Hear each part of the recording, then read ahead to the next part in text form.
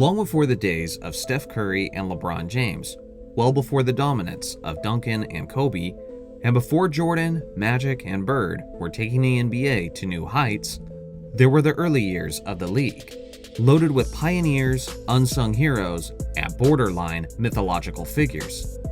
An era that very few eyewitnesses can attest to, and yet the stories and legends carry on. With that said, there are always naysayers. Despite being the foundation and the inspiration of this amazing game we love, they are constantly disregarded as mere plumbers and accountants. Let's be clear though, no true student of the game does that, as these icons had skills, talent, and feats of athleticism that are undeniably impressive to the naked eye.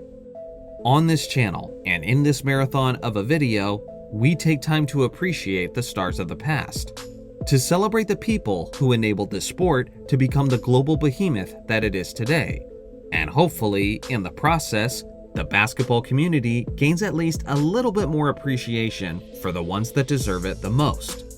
The biggest hole in their game was the big man. The main difference, I believe, between basketball as played by the National Basketball Association and the American Basketball Association now is purely one of size. We do not have the superstar big 7-foot center. The ABA came along and says, well, we don't have Bill Russell and we don't have Wilt Chamberlain. And we don't have the superstar 6'6" and 6'7" guards. How are we going to solve this ABA problem? Remember, it's only in the ABA that you get an extra point for sinking that long shot, making for some exciting dead-eye shooting in clutch situations.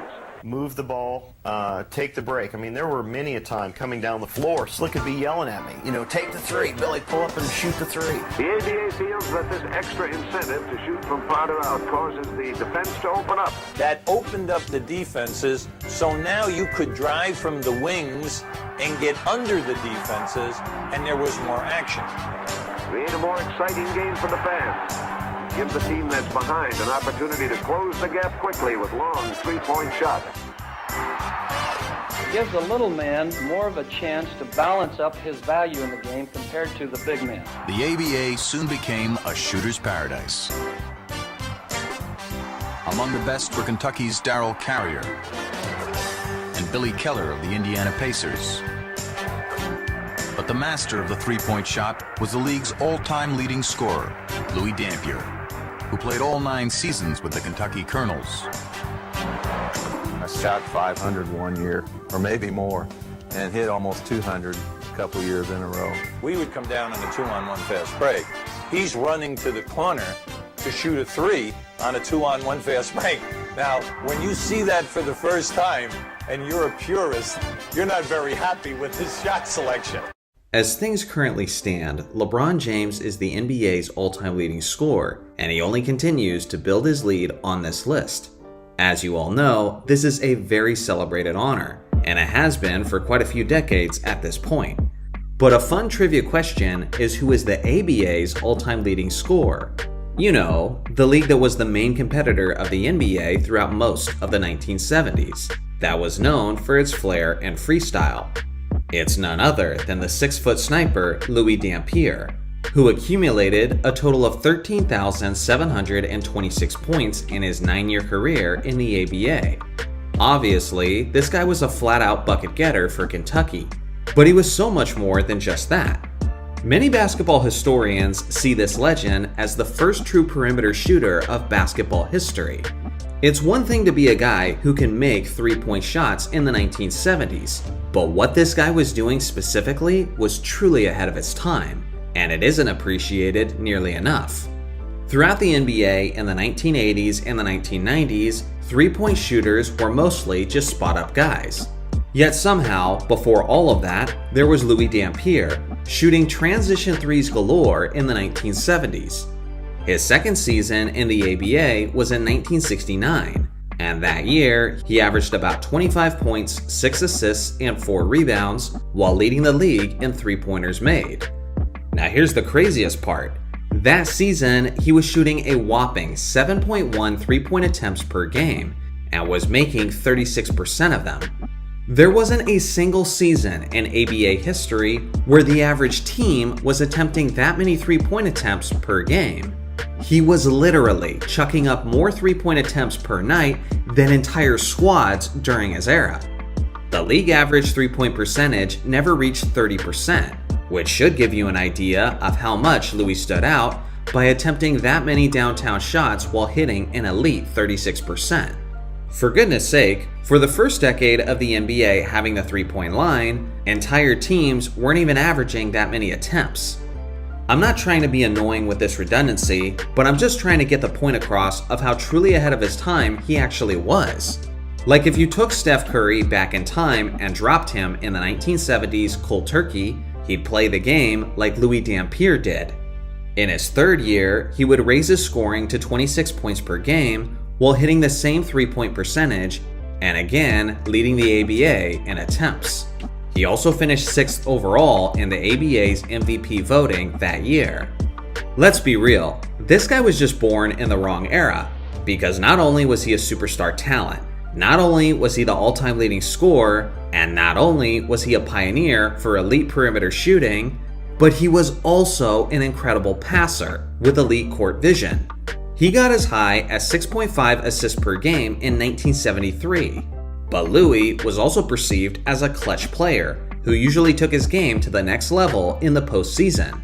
For example, he averaged 9.4 assists per game in the 1971 playoffs, where his team went all the way to the ABA Finals, where they eventually lost in the 7th game to the Utah Stars. It wasn't his fault though, as he dropped 15 points, 14 assists, and 4 rebounds in that deciding contest.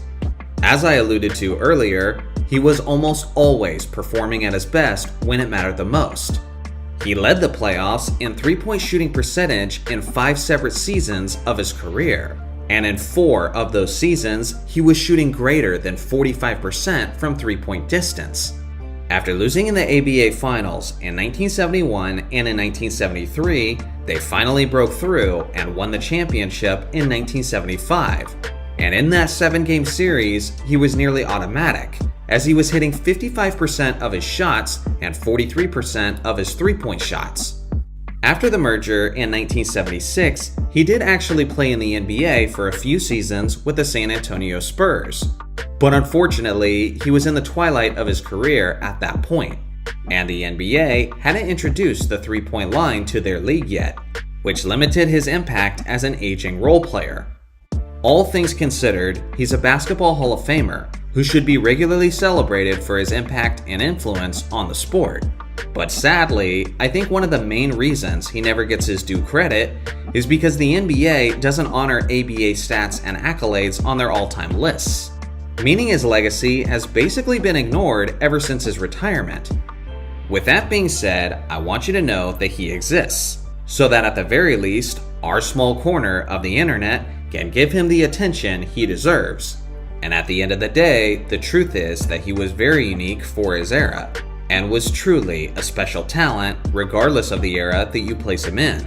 Has Paul ever been first team All-NBA? Did Bob Cousy ever shoot over 40% from the field in his we career? understand that. Did he right. overshoot? Did he ever shoot over 40%? Probably 39, 40%. Different kind of game. Not once. It's Not fair. once. That's fair. You also had 29 assists in an NBA game. Oh, well, you know, he was being guarded by plumbers and firemen. People with less talent will always try to make a name for themselves by criticizing other people and hopefully getting some attention and perhaps increasing their credibility. So when you respond to something like this, you play into their hands. I won't do that, but I will defend the firemen and the plumbers that he referenced, and I'll just give you a few of their names of these firemen that I played with and against during those years.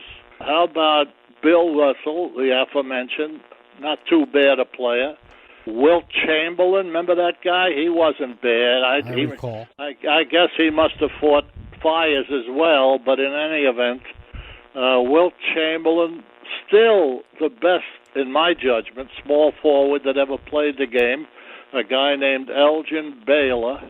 A couple of point guards that weren't too shabby. My colleague who also had an award created, a guy named Oscar Robertson, who was pound for pound the best player perhaps in the game. Jerry West wasn't too shabby. The guys on our team, Sam and Casey Jones, a guy named Hondo Havlicek wasn't too bad. Tom Heinsohn, Frank Ramsey, George Mikan, Bob Pettit. I could go on and on. And we must have had the best firemen and plumbers on the planet at the time. In the year of our Lord 2026, it is a very common thing to hear about players from the past being referred to as, quote, plumbers. In case you've been living under a rock, this is a derogatory term. It's a way to criticize and disregard former players, which is a tactic often implemented when trying to compare players from various generations. Now, when people first started saying this, it actually meant something. For example, in the very early years of the NBA, the league was simply not popular enough to financially support many of its players. Without a ton of attention on the sport, they simply couldn't generate enough revenue for all of their players to be full-time athletes. So naturally, many of the quote pro players also had to have second jobs to adequately support their families. But every professional athlete, not every, but most professional athletes had a summer job. They didn't train year-round like we did. They literally were plumbers and firemen and welders and farmers. Yes. Oh, I don't know. So it was a matter of fact. A lot of NBA players worked a second job. A lot of people did, and a lot of great players, Chris. Baseball players had winter jobs. They weren't making a gazillion dollars. They had, and you only got paid during the season. So a lot of these guys had jobs. So I remember Richie Hebner was a grave digger, Chris. I don't know if you remember him. He's a first baseman, played for the Pirates, the Mets. Richie Hebner. He dug graves in the offseason. Wow. That's why the term plumbers is a criticism when referring to former players. It's not because people hate plumbers and every plumber is a talentless person, but it's because players back in the day had their attention divided. The thought process is essentially, how could they be some of the greatest athletes in the history of the sport if they couldn't even fully commit their time to their craft? Now, I will say, referring to players from the 90s and 80s as plumbers will always be nonsensical, because at that point, NBA players were full-time pro athletes, seeing how the league had reached astronomical heights of popularity. But if you go back far enough, the critique might not be as outlandish as it sounds. Players having jobs outside of the NBA was very normal throughout the 1950s, the 1960s, and the early 1970s. Even some of the greatest players in NBA history had some very regular jobs outside of basketball. Six-time All-Star and former scoring champion George Yardley had his own business as an engineer. One of the greatest big men in NBA history and a five-time champion in George Mikan worked as a travel agent. The Hall of Fame small forward Jack Twyman worked in insurance. Bob Cousy would run his own summer camps in the off-season. The four-time All-Star Dick Garmacher worked in real estate. And Bob Pettit, who was a two-time MVP winner and is arguably the greatest player in Hawks history, worked as a banker. The list goes on, but you'll be surprised to find out one very specific detail. Despite all of these regular jobs, the titles of quote plumbers is almost completely inaccurate. For some reason, there was basically no overlap between the professions of plumbing and pro basketball.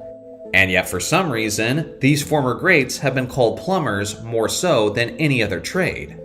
If anything, it would be more accurate to generally describe them as bankers and insurance agents. There is one exception though. Just one. In all of NBA history, there has only been one pro player who was simultaneously a plumber. His name is LeBron James.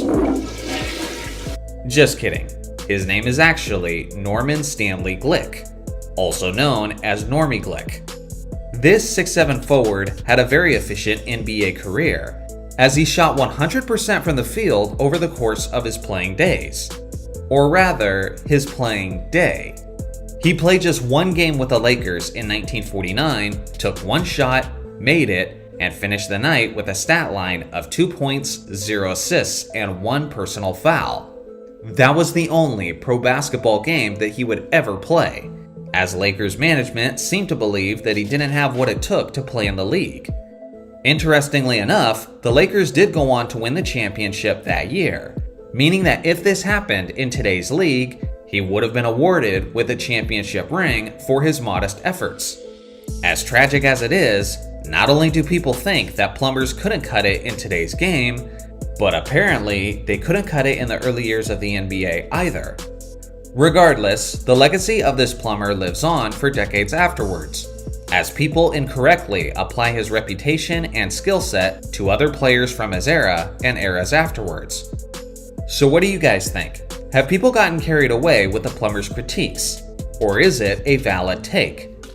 An NBA legend planning his final chapter of his career on a Cavaliers team that's never had any success without him. You might think I'm talking about LeBron James, but believe it or not, he wasn't even the first megastar who had this thought cross his mind. What if I told you that the most dominant player that the league had ever seen was planning his comeback to the NBA at the age of 43? But unfortunately, one boneheaded decision made by a general manager who displayed arguably the most unprofessional gesture in the history of the sport went on to ruin everything. This is the story of one man's laziness and idiocy becoming the greatest self-sabotage in the history of the franchise. In the final season of Wilt Chamberlain's career, he was 36 years old. His Lakers made it all the way to the 1973 NBA Finals, where they lost in 5 games to the New York Knicks. That season, Wilt only averaged 13.2 points per game, but he did lead all players in rebounding with a whopping 18.6 per game, and he led all players in field goal percentage at an astonishing 72.7%. He was also second among centers in assists per game at 4.5, and beyond all of that, he also averaged a shocking 5.4 blocks per game, which according to Basketball Reference is the second highest blocks per game average in a season in recorded NBA history. He also participated in all 82 regular season games, while playing 43.2 minutes per game, which was third in the league overall. In his last NBA Finals game, he played all 48 minutes and dropped 23 points and 21 rebounds on 56% shooting. I think you guys get the point. Although Wilt Chamberlain retired at the age of 36, he still appeared to have a ton of quality basketball left in the tank, considering how he was still among the best in many different categories. Now here's the other thing. Even years after his retirement, Chamberlain remained obsessive about his personal fitness. Even in his mid-40s, Wilt Chamberlain appeared as if he was as in good or even better shape than he was when he retired. For goodness sake, he went on to become a Hall of Fame volleyball player after he retired from the NBA. Because of this, Wilt continued to draw much attention from NBA teams, even well beyond the age of what is normally considered as father time. According to comments by Wilt in 1991, many teams tried to get him to come out of retirement. The Bulls, Nets, Mavericks, Suns, and Clippers all contacted him, and the Knicks and 76ers contacted him twice, but no team was able to convince Wilt to make a comeback, with the exception of one, the Cleveland Cavaliers. It was the summer of 1979, and Wilt was now 43 years old and had been away from professional basketball for 6 years. The Cavaliers were coming off of a disappointing 30-52 season, but their biggest hole was certainly their interior, as they had 2 all-star caliber wings in Michael Mitchell and Randy Smith, but no legitimate big man. They also just hired a new head coach by the name of Stan Albeck. He was previously a proven assistant coach who won an ABA championship with Kentucky in 1975, and then coached a few seasons with the Los Angeles Lakers in the late 70s as well. More importantly, Chamberlain had an existing friendship with Albeck, and Wilt had a tremendous amount of respect for him as a leader and as a coach. So the idea of joining forces did entice Wilt. Chamberlain also said that he was intrigued by the idea of returning to the NBA because he was already in the Basketball Hall of Fame, and no player had ever played in the NBA while he was already in the Hall of Fame. Wilt Chamberlain would have become the first. The Cavaliers also had a brand new general manager in Ron Horvat, who was a rookie GM who at this point in time was only 2 years older than Wilt Chamberlain. Ron was not well respected by many of his peers, and this was the only season he would ever experience as a general manager. And by the end of this video, you'll understand why. Now, according to the Cavaliers owner at the time, he believed they could build a championship team with Wilt Chamberlain as the centerpiece. Discussions were ongoing between Wilt and the Cavs, but unfortunately, these talks somehow got leaked to the media, and this sloppiness strongly annoyed Wilt, who usually likes these types of discussions to be kept behind closed doors. According to Wilt, if he had played on the Cavaliers, he would have focused more on rebounding and defense. But he was also focusing on becoming a three-point shooter, which is something that was never possible since the three-point line wasn't introduced to the NBA until the 73-74 season. As the proceedings started to become more certain, the Cavs began preparing a 2-year contract for Chamberlain. There was a problem though. When Wilt Chamberlain initially retired in 1973, he still had 1 year left on his contract with the Los Angeles Lakers. So the assumption was that if Wilt wanted to return to the NBA, it was gonna be for the Lakers. But that's when the Lakers owner, Jerry Buss, stepped in. Buss said that he would waive any rights he had to Chamberlain if Cleveland wanted to sign him. On November 20th, 1979, Buss said this to the Associated Press. "I think it would be great for the NBA if Wilt were to play, and I do not put anything in the way of this happening. I would enjoy seeing him play again, so I am sure thousands of basketball fans would as well." Now, there were no obstacles. The path was completely clear for Wilt to make a historic return to the NBA, in a situation he would be happy with.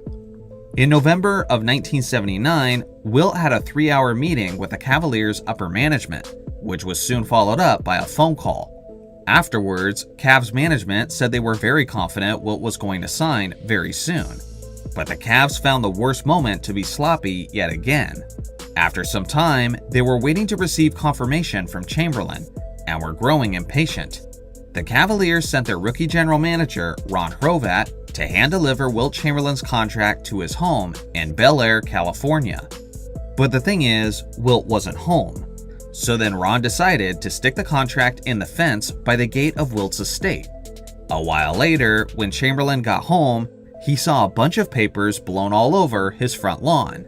Winds had come and made an absolute mess of the contract. Wilt was furious about this and felt extremely disrespected.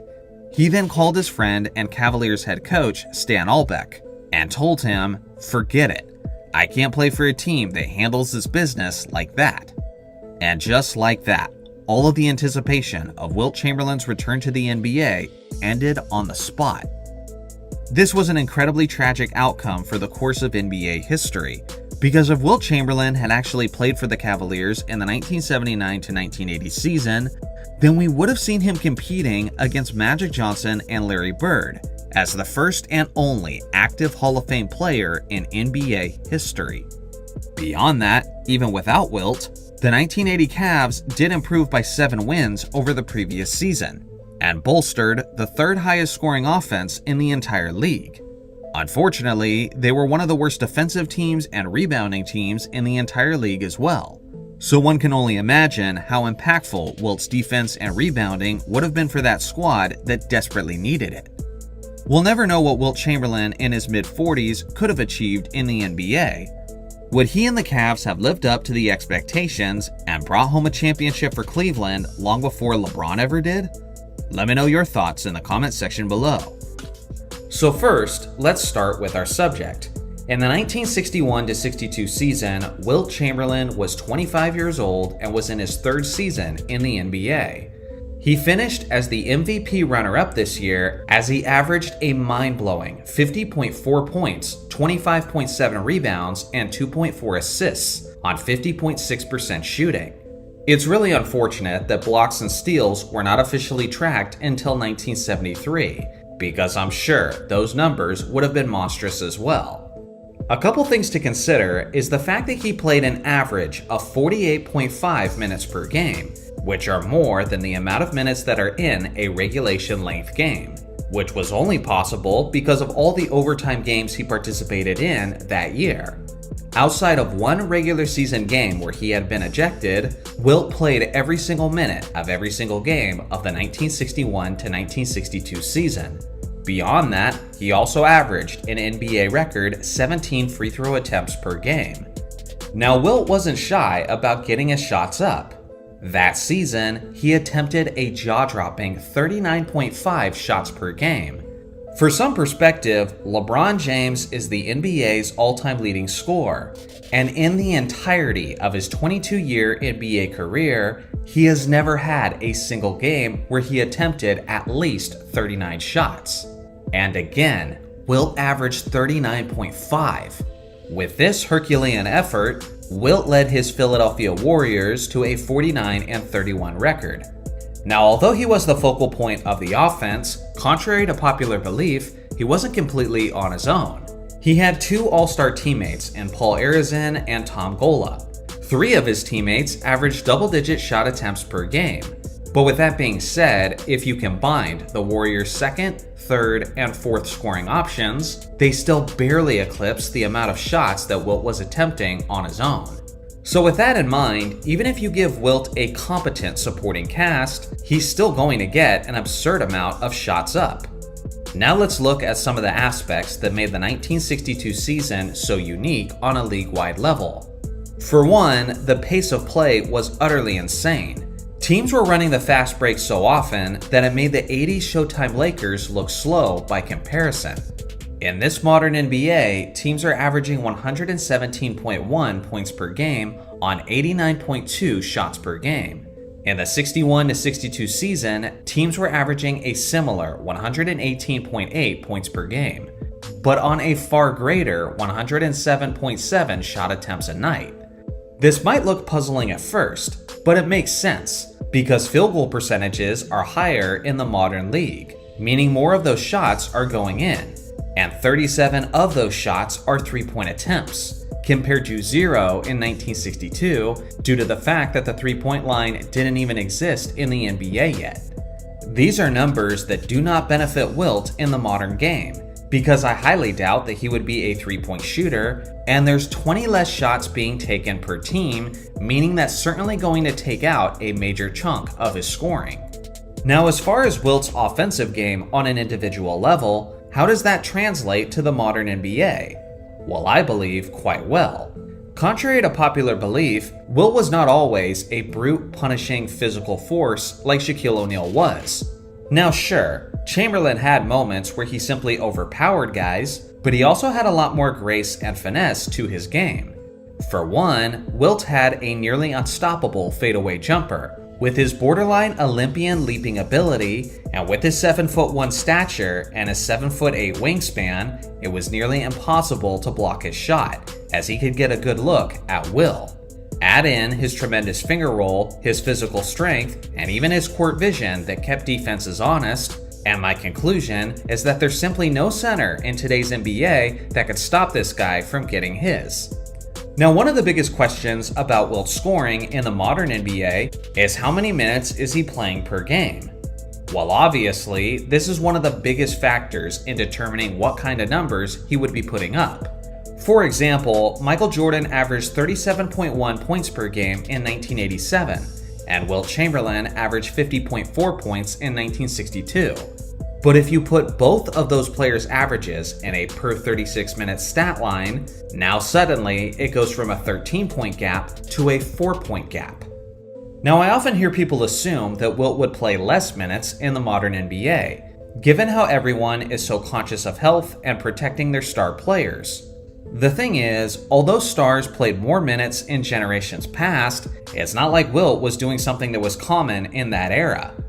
Other than Wilt, no one has ever come close to playing all 48 minutes on a nightly basis, whether it's this modern game or in the 1960s. Here's the most important detail about that though. Even the coaches back then didn't think it was a wise idea for Wilt to play all 48 minutes, but it was Chamberlain who forced their hand. In the 1961-62 season, the Warriors had a rookie head coach in Frank McGuire. Prior to that season starting, the two had a private meeting where Wilt demanded to play all 48 minutes per game.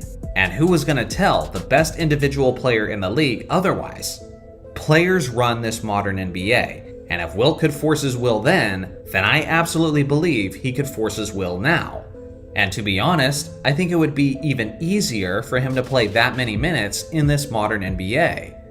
Again, there's 20 less shots taken per team, meaning the pace of play is much slower, which also means that Wilt isn't running up and down the floor as many times as before. Plus, there's more three-point shots on the perimeter, which means that there's more plays where Wilt isn't even a part of the action. So if anything, he would have even more energy available to him in this current era compared to what he had in the 1960s. If Wilt wanted to play all 48, then I have no reason to think that he wouldn't. In conclusion, even on a great team, Wilt is getting his minutes, and he's getting a lot of shot attempts. But I do think his scoring would naturally go down quite a bit, because 20 less shots are available per team per game. And of the remaining 90 shots, about 35 to 40 of them are going to be three-point shots, which means there's roughly 55 two-point shots per game instead of 107 in 1962. Obviously, most of those remaining two-point shots are going to go to Wilt, but not necessarily all of them. Based on all of this, I think his shot attempts are plummeting from 39.5 per game to about 30 per game. His free throw attempts are also going to drop a bit, because now there's less action around the post and painted area since more of the ball handling is on the perimeter. With 48 minutes of action, he's still going to lead the league in free throw attempts, but instead of 17 a night, I think it's going to be about 14. When you do all of the math on his shot attempts and efficiency, I have prime Wilt Chamberlain averaging roughly 38.5 points per game in the modern NBA, making him easily the game's leading scorer. But that's not the only part of his stats that we're looking at. Wilt was also setting records for rebounds, and even more so than his scoring, this aspect is going to take a very, very dramatic shift. As I mentioned earlier, the pace of play was blisteringly fast in the 1960s, which resulted in nearly 40 more shot attempts per game, which meant that more rebounds were up for grabs, but it wasn't just the pace of play that added to the numbers, but it was also the lower field goal percentages. Quicker shots means less selective shots, which naturally tanks efficiency. Beyond that, many players in the 60s were still developing fundamentally sound jump shots. In today's NBA, teams are hitting 46.8% of their shots, and in 1962, that number was 42.6%. All of these variables showed up in the numbers. Today, the average team is getting 44.2 rebounds per game, and in 1962, they were getting 71.4. That means that roughly 55 more rebounds were up for grabs per game in 1962. Plain and simple, the early 1960s were a dream scenario for elite rebounders, which is why 4 players in a 9-team league were able to average at least 19 rebounds per game. If Wilt plays in this modern NBA, and especially if he plays all 48, then I still believe he's leading the league in rebounds per game. But instead of 26 a night, I think he's getting about 16. So ultimately, yes, Wilt Chamberlain would be an unstoppable and dominant force in the modern NBA, and he would definitely be in the conversation for the title of the best player in the league. And man, would I love to see the matchups between him and Nikola Jokic, and between him and Victor Wembanyama. But as far as the numbers, yeah, they'd be insane. But they're not quite the biblical proportions that they were in the 1960s, that's for sure. John was known for several things throughout his legendary career. He was a leader, a workhorse with incredible stamina, and he was one of the most clutch performers the NBA has ever seen. Whenever the Celtics needed a big game or a big play, John was often the man who provided it for them. He was drafted out of Ohio State University in the 1962 NBA draft. When John was drafted by the Boston Celtics, he was known mainly as a defensive player from his college days. But now, he was playing with the very talented Boston Celtics. With Boston loaded with stars, very often the defense would sag off on John, daring him to shoot the ball. His legendary head coach, Red Auerbach, told him that he shouldn't let the defense disrespect him like that, and that Havlicek needed to be more aggressive offensively. This bit of advice completely changed his career, to say the least. Not only did he look to score more, but he became one of the best scorers the NBA had to offer, and currently has the 7th most shot attempts in NBA history. He was a 13-time All-Star with 11 All-NBA selections, and he was the 1974 Finals MVP. He was a scoring wing player with a smooth jump shot, and he was a tenacious and scrappy defender who often forced his opponent into turnovers, none more famous than in Game 7 of the Eastern Conference Finals between his Celtics and Wilt Chamberlain's 76ers. With a game and a trip to the NBA Finals on the line, Hal Greer was inbounding the ball. The Celtics were leading by 1 point when John Havlicek made one of the most famous defensive plays in NBA history. He anticipated the pass and stole the ball, sending the Celtics to the finals where they would go on to win one of his astonishing 8 NBA championships. People frequently talk about Michael Jordan's undefeated 6-0 NBA Finals record, but there are actually 3 players in league history who have an even greater Finals record than Jordan, and one of them is John Havlicek, who finished with an 8-0 record. He was the Finals MVP in 1974 with a stat line of 26.4 points, 7.7 rebounds, 4.7 assists, and 1.9 steals on 42.9% shooting. The thing is, yes, Havlicek was the Finals MVP in 1974, but that was one of the few championship seasons where the Finals MVP actually existed and was available to him. If the award had always existed throughout his career, he would definitely have multiple Finals MVPs to his name, with the 1968 Finals and the 1969 Finals being 2 of his standout performances. Bill Russell is obviously remembered as the leader and the iconic cornerstone of the Celtics dynasty, as he should be, but it is worth acknowledging that Russell had the luxury of leading upon his teammates offensively, while he focused more on what he was best at, defense and rebounding. One of those players he leaned upon heavily was Havlicek, who at one point led his loaded Celtics in scoring for 6 consecutive seasons. On top of all of this, he was also one of the elite wing defenders of league history with his 8 all-defense teams. But that stat only tells one portion of the story. In his first 11 seasons in the NBA, the league wasn't tracking any blocks or steals, which kept him from ranking high on the all-time lists. The Defensive Player of the Year award also didn't exist until years after he retired. So as impressive as his career resume is, in reality, it should be recognized as significantly better. He played 16 reliable seasons with the Celtics and never once played less than 70 games in a season. For his career, he averaged 20.8 points, 6.3 rebounds, and 4.8 assists per game. But during his prime season, he was averaging nearly a triple-double of 29 points, 9 rebounds, and over 7 assists, while playing a remarkable 45 minutes per game. Outside of Bill Russell, you could argue that no other player was more pivotal to the Celtics' success in the 60s and 70s than John Havlicek. He's still the Boston Celtics all-time leader in points and field goals made.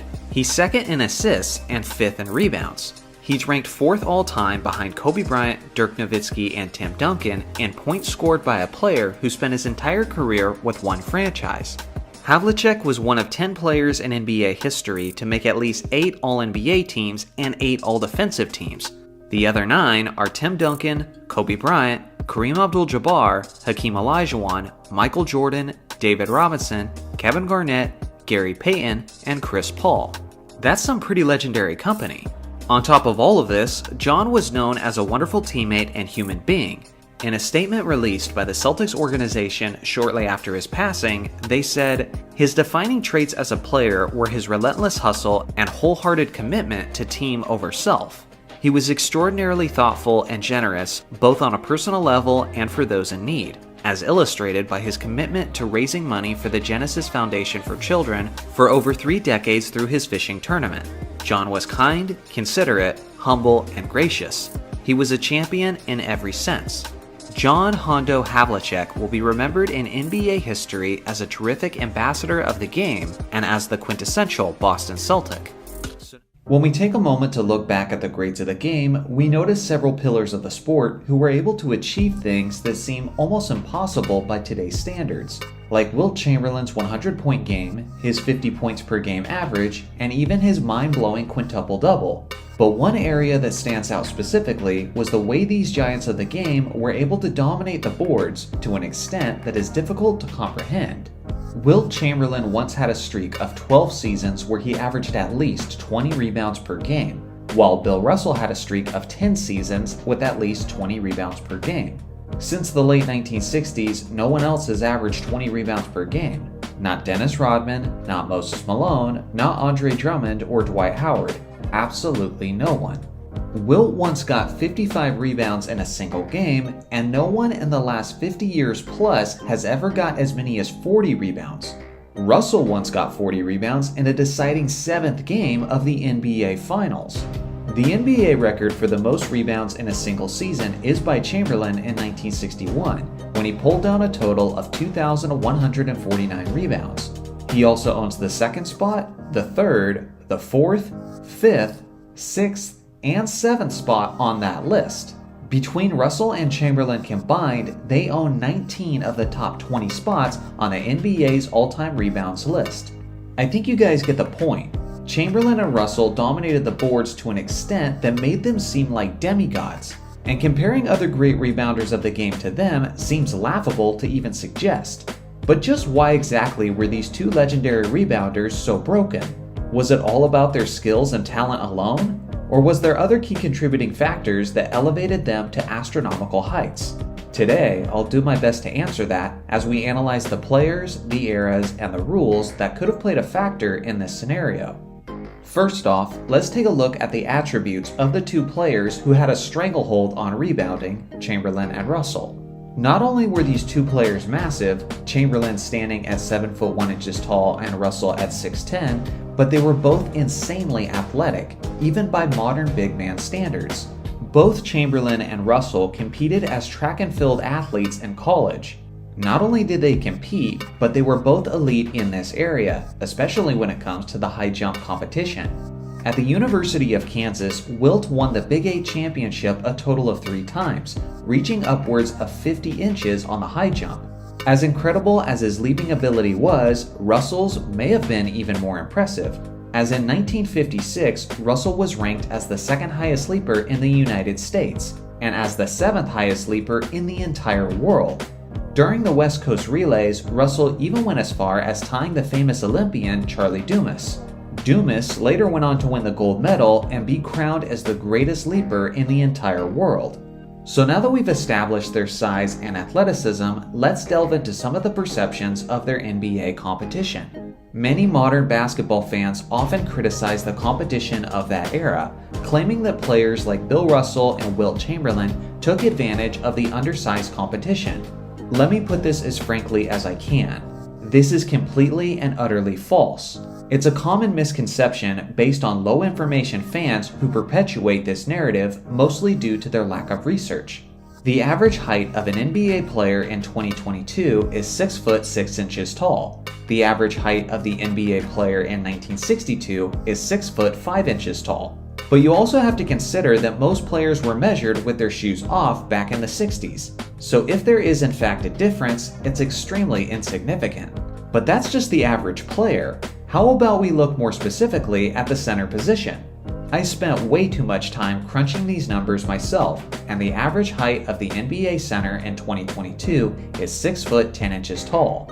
And 60 years ago, in 1962, it was also 6 foot 10 inches tall. Simply put, if Russell and Chamberlain dominated the game for reasons related to their era, it definitely had nothing to do with the size of their competition. So now that we've considered their size, athleticism, and competition, it's probably safe to say that they would put up some of these rebounding numbers if they played in the modern game, right? Nope, not exactly, because there's still several other factors. For one, Bill Russell and Wilt Chamberlain took less breaks throughout their career. These two players sit in the top 2 spots for the highest minutes per game average in NBA history.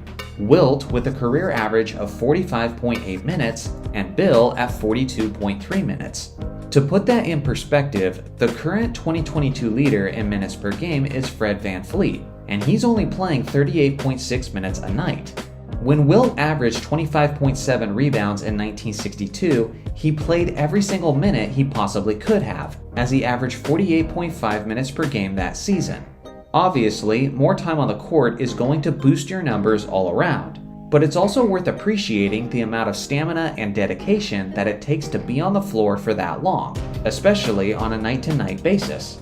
If everyone could do it while remaining healthy and effective, then every great player would.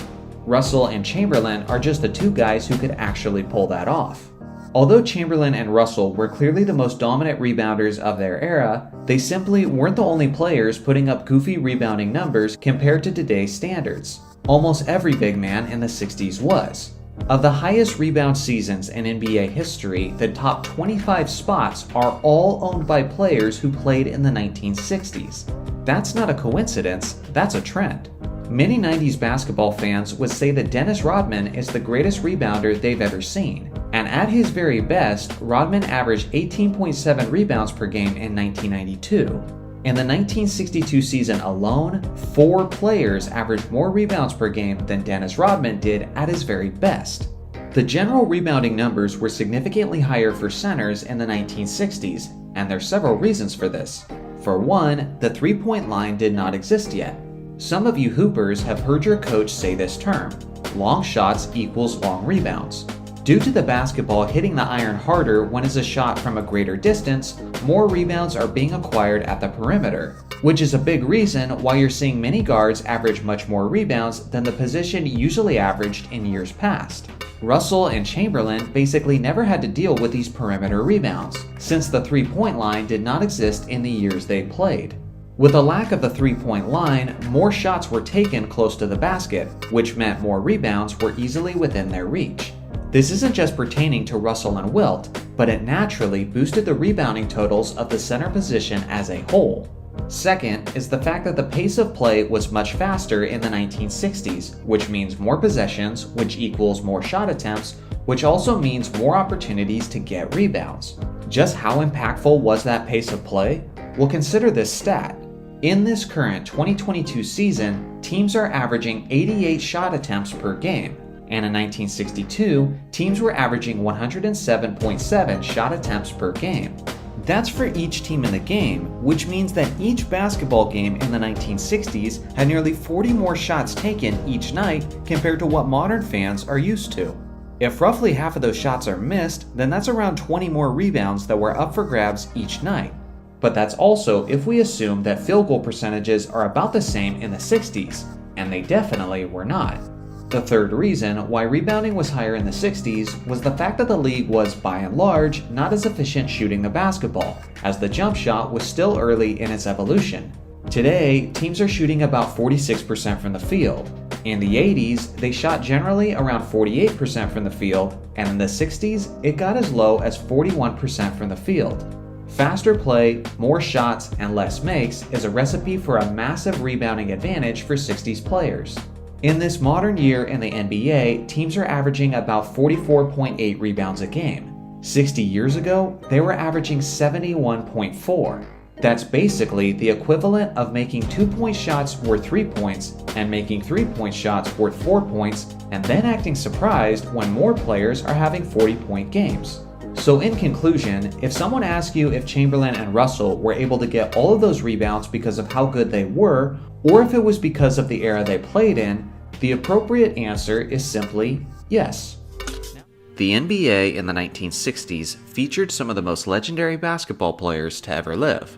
With that being said, some players from that era built up such a legacy for themselves that they've overshadowed some of the other talented greats of that time. Players that still get talked about frequently are legends like Bill Russell, Wilt Chamberlain, Jerry West, Elgin Baylor, Oscar Robertson, John Havlicek, and Bob Pettit. But some aren't quite as popular, as their greatness has become overlooked as time has gone on. Today, we're evaluating those overlooked legends of the 60s as we analyze what made them special and learn more about an era frequently taken for granted. First off, Walt Bellamy.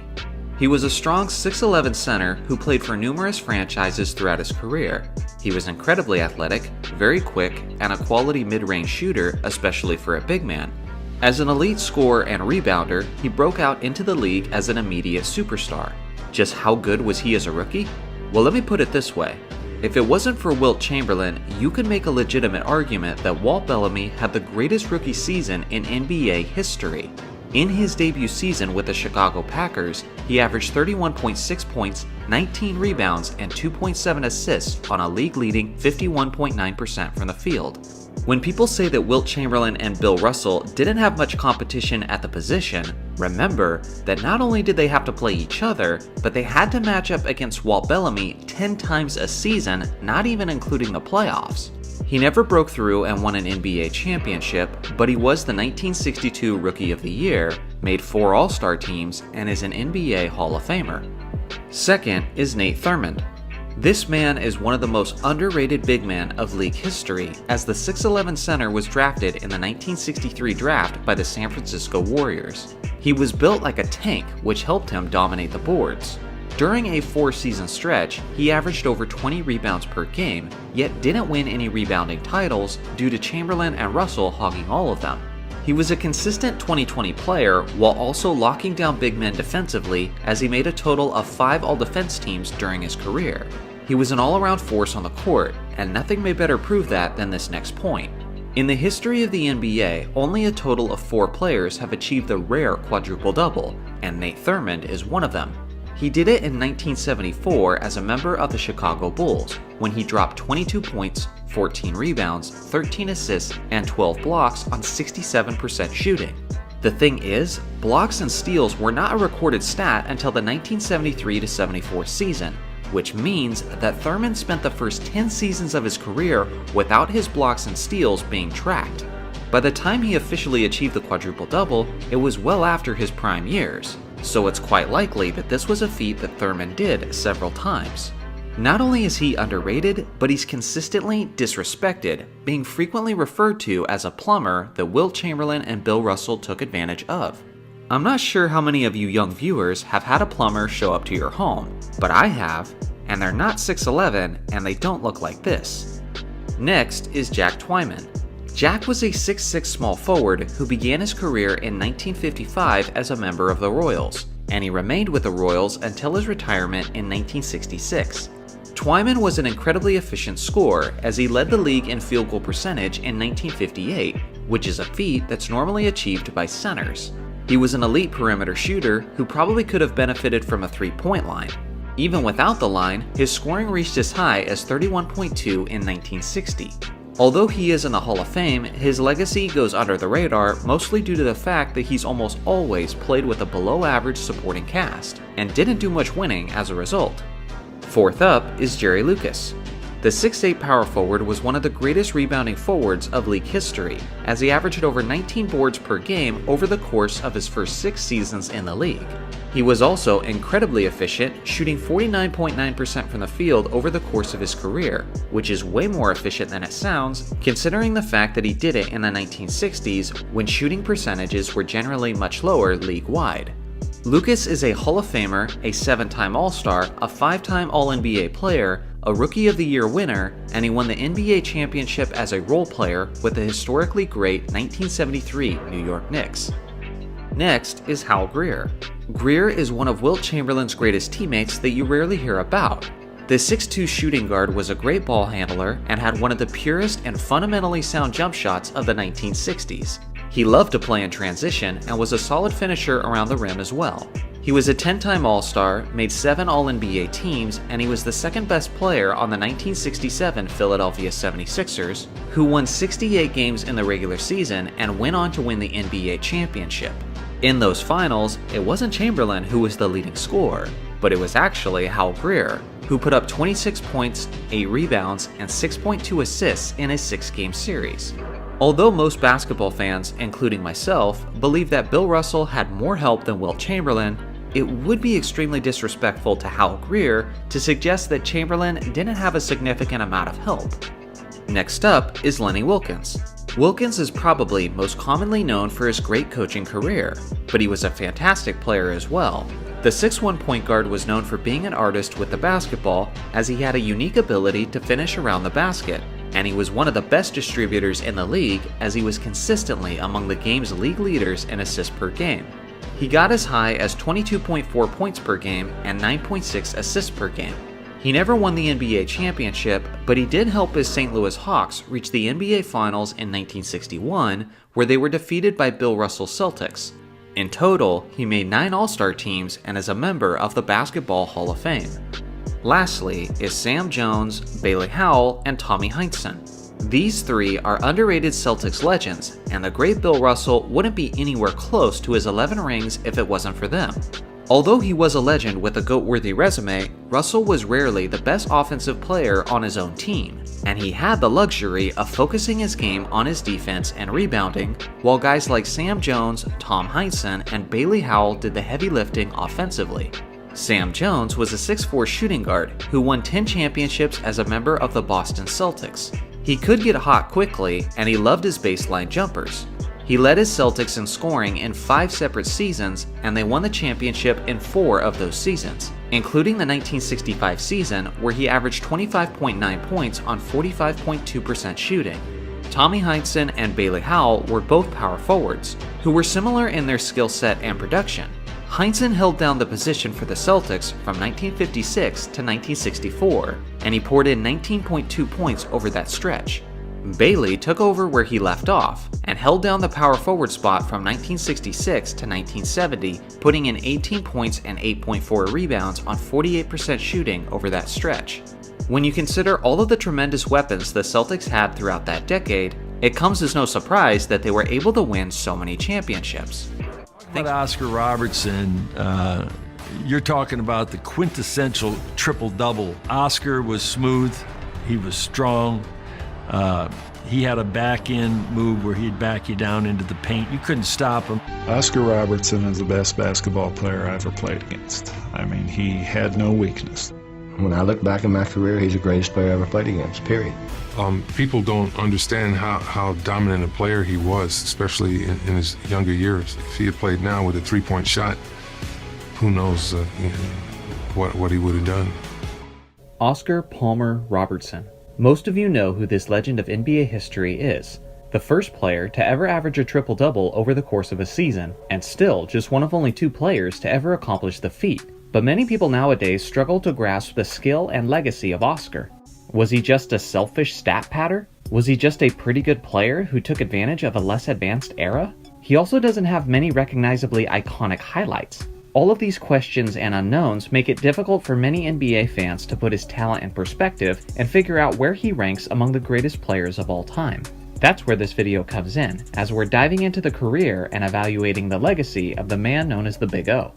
Oscar Robertson was selected with the first overall pick in the 1960 NBA draft by the Cincinnati Royals. As a 22-year-old, Oscar was entering the NBA as one of the most pro-league ready rookies the game has ever seen. He was a 6'5" point guard with a strong build, and he knew how to use it. In his rookie campaign, Oscar took the league by storm, averaging 30.5 points, 10.1 rebounds, and 9.7 assists on 47.3% shooting in what is easily one of the greatest rookie seasons of all time.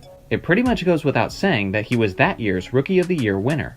Oscar's game wasn't flashy by any means. We recognize that today, but they knew it then too.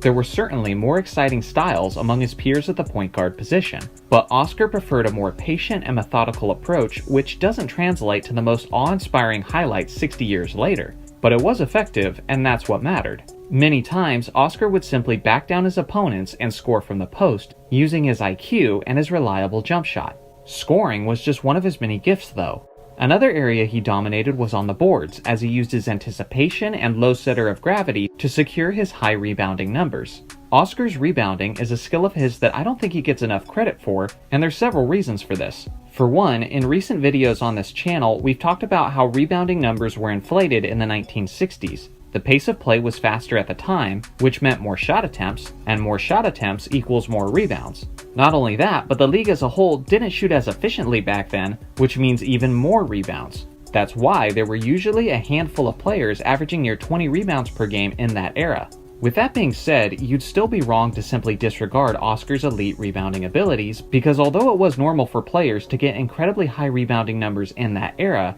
it wasn't normal for players like Oscar. In each of his first 5 seasons in the league, Oscar finished in the top 20 of rebounds per game leaders, ranking as high as 9th place overall. In each of those 5 seasons, Oscar was the only guard to finish in the top 20 in rebounds. With the game played more around the interior in those days, the rebounding department was dominated almost exclusively by all the big centers and forwards. but Oscar was the anomaly. And of course, we can't leave out his playmaking abilities, as he had great court vision, was a fantastic passer, and was constantly among the league leaders in assists. By only his sophomore season, Oscar was ready to have the year that would make him famous for decades to come, as he put up triple-double averages of 30.8 points, 12.5 rebounds, and 11.4 assists on 47.8% shooting, leading the Royals to their first winning season in 8 years. This iconic achievement made him a legend, as he was the only person to ever achieve the feat up until Russell Westbrook did it in 2017. But the craziest part is his triple-double achievement is actually so much better than people realize. Technically, 1962 was the only single season of his career where he averaged a triple-double, but he came very close to doing it several times. Some years, his assists would be well over 10, but the rebounds would be well below 10. And some years, the assists would be below 10 and the rebounds would be well over 10. Over the course of his first 5 seasons of his career, he averaged 30.3 points, 10.6 assists, and 10.4 rebounds on 48.6% shooting. That is ridiculous. So although he's famous for averaging a triple-double for a season, in reality, he averaged a triple-double for 5 seasons. Despite his constant incredible play, when it came to the playoffs, the Royals were constantly being eliminated at the hands of the far more talented Boston Celtics and Philadelphia 76ers.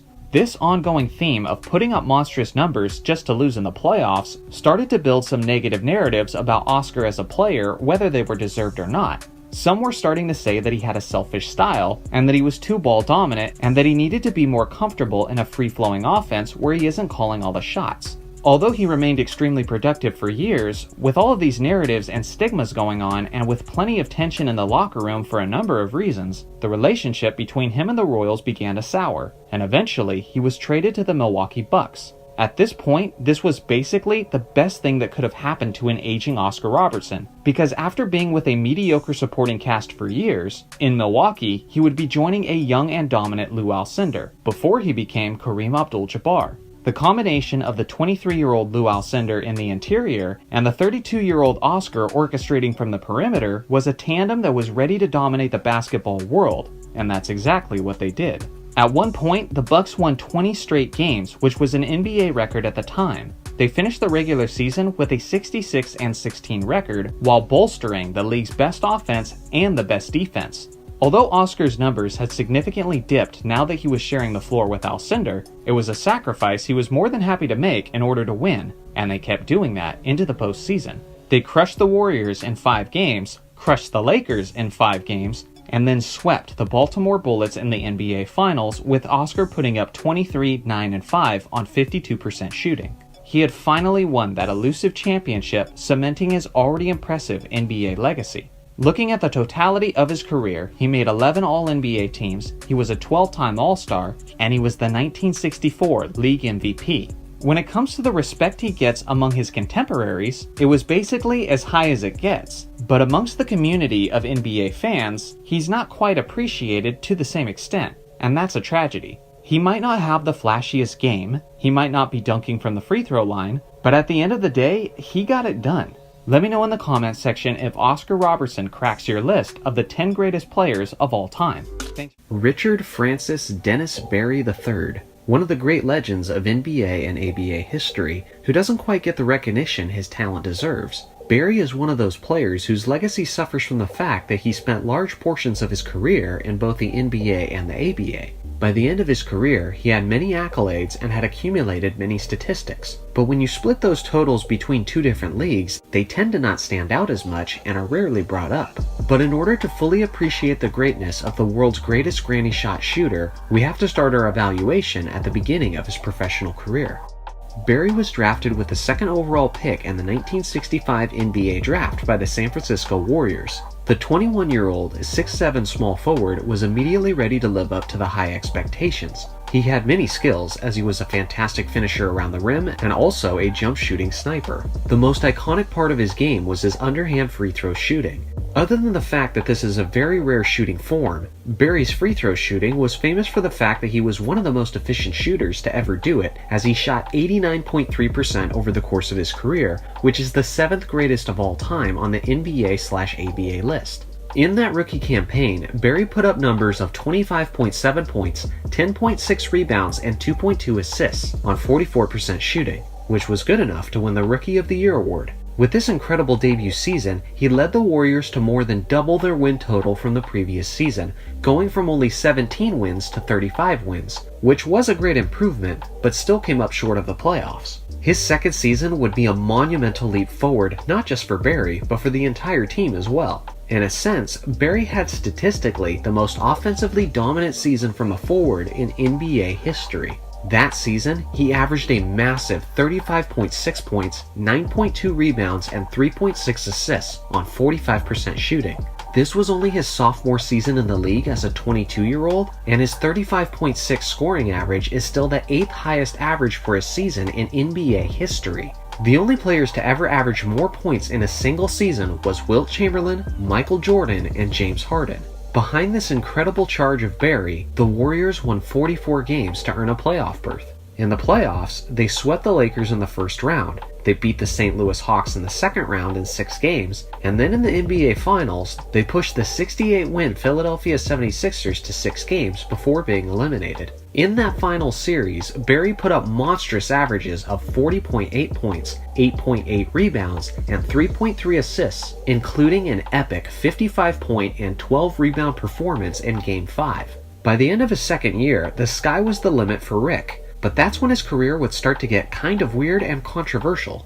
Barry was clearly the biggest reason for the Warriors' recent success, and he felt frustrated as he believed he hadn't been appropriately compensated in terms of his finances. Free agency did not exist in the NBA at this point, but there was another professional basketball league in the form of the ABA. The issue became a legal one, which resulted in Barry leaving the NBA for the ABA and ultimately being forced to sit out the entire 67-68 season.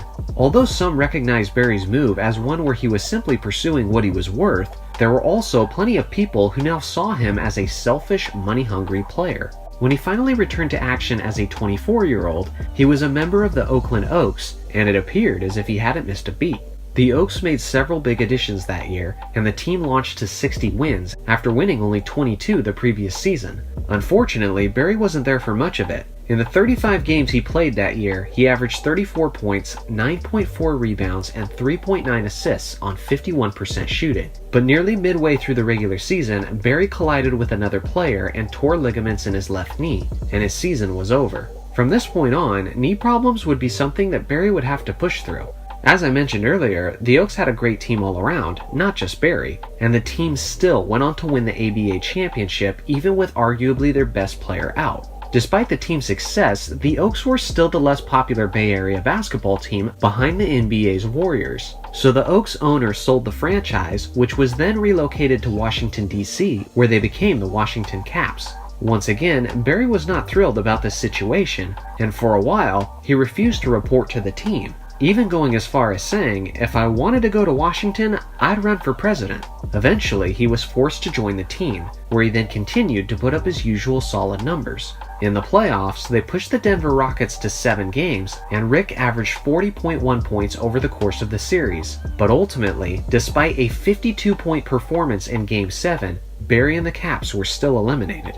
Over the next few years, his rollercoaster career would continue to change its atmosphere and circumstances, yet he would continue his elite play and scoring, along with more of his controversy. By the summer of 1972, a United States District Court judge ruled that Barry would have to play for the team that drafted him, which was the Warriors of the NBA. So it was back to the NBA for Barry. His shining moment of his career would come just a couple years later, as he was entering what was arguably the best season of his career. As a 30-year-old who had battled through knee injuries, his game had evolved to be one that was dominating almost entirely from the perimeter, as many people consider him the original point forward. In that role, he averaged 30.6 points, 6.2 assists, 5.7 rebounds, and 2.9 steals on 46.4% shooting. He led the league in steals, free throw percentage, and was 6th overall in assists. He then led the Warriors through the playoffs as they beat the Sonics in 6 games, the Bulls in 7 games, and swept the heavily favored Washington Bullets in just 4 games, and Barry was named the Finals MVP.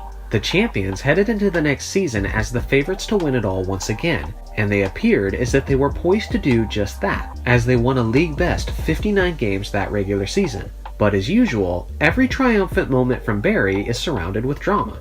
The Warriors made it to the Western Conference Finals where they were facing the Phoenix Suns. After 6 games, the series was tied at 3 games apiece, with the Warriors expected to win the 7th game on their home floor. The thing is, within the first 2 minutes of this game, Rick Barry and Ricky Sobers get into a huge fight. You may notice from the footage that none of Barry's teammates really come to his aid. Once the game reaches halftime, the Warriors are up by 6 points. But that's when Barry sees the footage and notices that none of his teammates have backed him up. For pretty much the rest of the second half, Barry then refuses to shoot the ball. He quickly passes it, and he seems apathetic, disengaged, and as if he's completely quit on his team. The Warriors blow the lead and end up losing the series in what might be the biggest stain on Barry's legacy. He would go on to play several more years and add to his career totals, but he would never return to his dominant glory days from this point on. Looking at the totality of his production from both pro leagues, he was a 12-time All-Star, he made 10 All-NBA, All-ABA teams, and easily has the greatest NBA final scoring average ever at 36.3, and Michael Jordan is a distant second at 33.6. When it comes to his talent and production, there's no question that Rick Barry is criminally underrated and is one of the most dominant wing players of all time. When it comes down to how great he was as a teammate though, well, I'll leave that up to you guys to debate.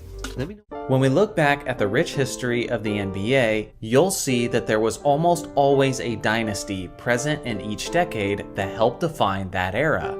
There was a dynasty in the 1950s, the 60s, the 80s, the 90s, the 2000s, and the 2010s. But I'm sure most of you caught the gap in that time frame. In the 1970s, there was not a single dynasty team. Every single year, there was a different championship winner from the year prior. But just why exactly was this the case? Why couldn't one team establish itself as the clear dominant team of that era? Today, I'll do my best to answer that as we travel roughly a half century into the past. Before we get into the 1970s, you have to understand the era that the NBA was transitioning out of from the 1960s.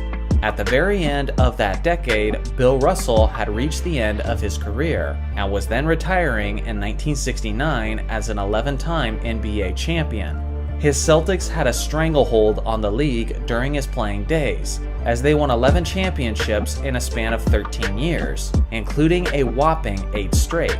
With Russell now finally out of the league, many teams around the NBA saw this as an opportunity to break through and win that evasive NBA championship trophy.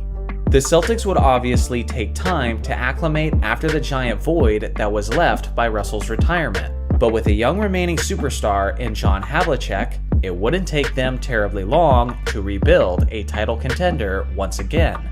For years, the Los Angeles Lakers were the biggest victims of the Celtics' reign over the league. But with a recently assembled super team led by Jerry West, Wilt Chamberlain, and Elgin Baylor, and with the greatest winner now out of the league, the Lakers saw the early 70s as their time to shine. But they were far from the only team retooling and reloading for the more attainable championship. Towards the end of the 60s, the New York Knicks acquired the star point guard Walt Frazier, who was blossoming into superstardom right as Russell was making his exit. With the emergence of Frazier, the Knicks now had a fierce superstar tandem of Willis Reed and Walt Frazier, making them perennial contenders for the East title.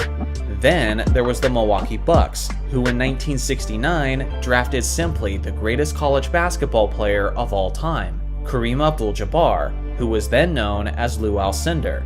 Just one season after they drafted their franchise center of the future, they acquired the 31-year-old Oscar Robertson, who quickly transformed the Bucks from a mediocre team to an absolute powerhouse. And beyond that, another team was emerging, and that was the Baltimore Bullets.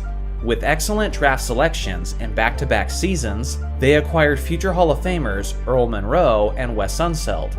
So basically, after the retirement of Bill Russell, the league quickly turned into a gladiatorial bloodbath, with many serious championship contenders all emerging pretty much simultaneously. This translated to a very competitive start to the decade, with various different winners. In 1970, the New York Knicks defeated the Bullets, the Bucks, and the Lakers on their way to winning the NBA championship, as Reed and Frazier acquired their first rings of their careers. The next season, the Milwaukee Bucks dominated the postseason, going 12-2 through the playoffs, defeating the Lakers and Bullets to secure the championship, which was the first championship rings for Kareem Abdul-Jabbar and Oscar Robertson. To this day, the 1971 Bucks are considered as one of the greatest teams in basketball history. Then it was the Lakers' turn, and in 1972, they found their dominant stride, as they won an NBA record 33 straight regular season games. They also ended that regular season with a 69-13 record, which at the time was the best the league had ever seen. In the playoffs, they defeated the last two champions, the Knicks and the Bucks, as the Lakers won their first championship since the 1950s. Now at this point, the Celtics had re-emerged as serious title contenders, thanks to their superstar tandem of John Havlicek and the recently drafted Dave Cowens, who was being groomed to be the center to carry the torch after Bill Russell. The Celtics went 68-14 throughout the 72-73 regular season. But this was the New York Knicks' year to return to the mountaintop, as they defeated the Bullets, the Celtics, and the Lakers to win the 1973 championship. Then in 1974, Havlicek and Cowens successfully returned the Celtics to the Promised Land, as they defeated the Knicks and the Bucks to secure their first championship since the departure of Bill Russell. Now with this much talent, and with this many teams being capable of being championship winners, you would think that one of them would go on to establish themselves as a dynasty. But that's when the league started to go through a significant transition once again. Wilt Chamberlain retired from the Lakers in 1973, Willis Reed retired from the Knicks in 1974, and Oscar Robertson retired from the Bucks in 1974, which would lead to them missing the playoffs the following season, regardless of the fact that Kareem was clearly the best player in the league. With all of these legendary veterans retiring, this opened up the league for younger and newer championship contenders. This led to Rick Barry and the Golden State Warriors winning the championship in 1975, regardless of the fact that they only won 48 games throughout the regular season.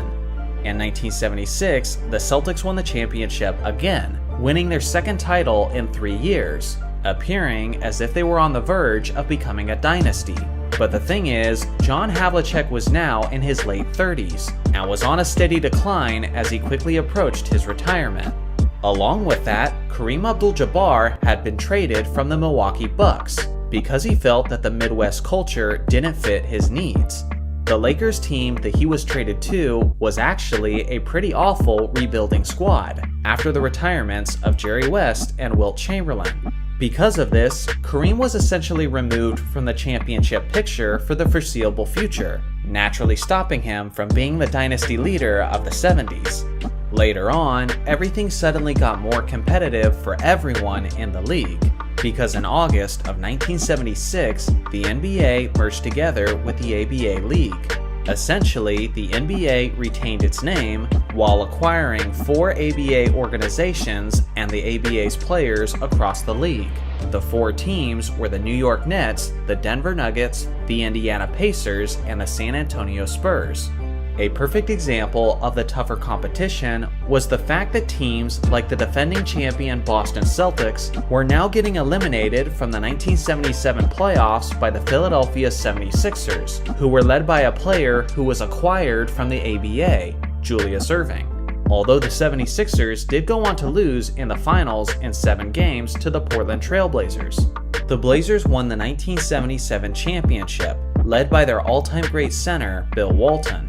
But for obvious reasons, this Blazers team didn't go on to become a dynasty, as their franchise-leading Walton went on to have one of the most disastrous strings of career-altering injuries that have ever been seen in sports.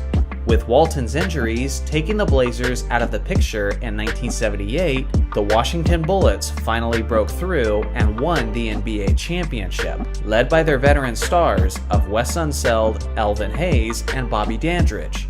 The Bullets then tried to repeat in 1979, but they ran into a motivated Seattle Supersonics team for the second straight time in the NBA Finals. But this time, the Sonics were victorious, as they won their only championship in franchise history.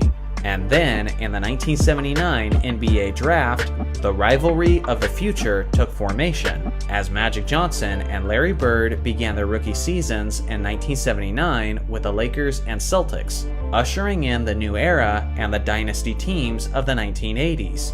So now that we've reviewed the decade on a season-by-season basis, how can we summarize the reasons for a lack of a dynasty? Well, in reality, it was the perfect storm of reasons. To begin the decade, the ultimate winner had retired, sending the dynasty team of the 60s into rebuild mode. The early 70s saw the emergence of many fierce championship contenders, making the prospect of a repeat champion a near impossible outcome. In the mid-70s, veteran superstars on the usual contending teams were retiring left and right, paving the way for new title contenders within the league. The merger in 1976 immediately improved the competition within the league and shook up the power rankings of the NBA as they knew it. Injuries and trades ruined the possibility of all-time great centers becoming dynasty leaders. After the retirements, the trades, the injuries, and the merger, well-balanced and competitive teams alternated championships until the arrival of Magic Johnson and Larry Bird, thus reintroducing dynasties right as the 1980s began. Ultimately, it all makes sense, but with all of the intricate moving pieces creating the perfect storm for a decade of parity, it kind of reveals just why a dynasty-free era is so rare within the NBA. In the last few years, it's become incredibly popular to talk about times where a player was offended, and then he went out and did something remarkable on the court in response. Two of the most obvious players you hear this frequently about are Michael Jordan and Kobe Bryant. With that being said, players have been taking things personally and using it as motivation, going all the way back to the early days of the league. Today, I have a story about the greatest winner in NBA history, in an instance where he took something personally and went out and achieved history in response. Now, as most of us all know, Bill Russell has more rings than fingers, as he won 11 championships throughout his NBA career. His Celtics dominated the 1960s like no team has ever dominated the league before or since.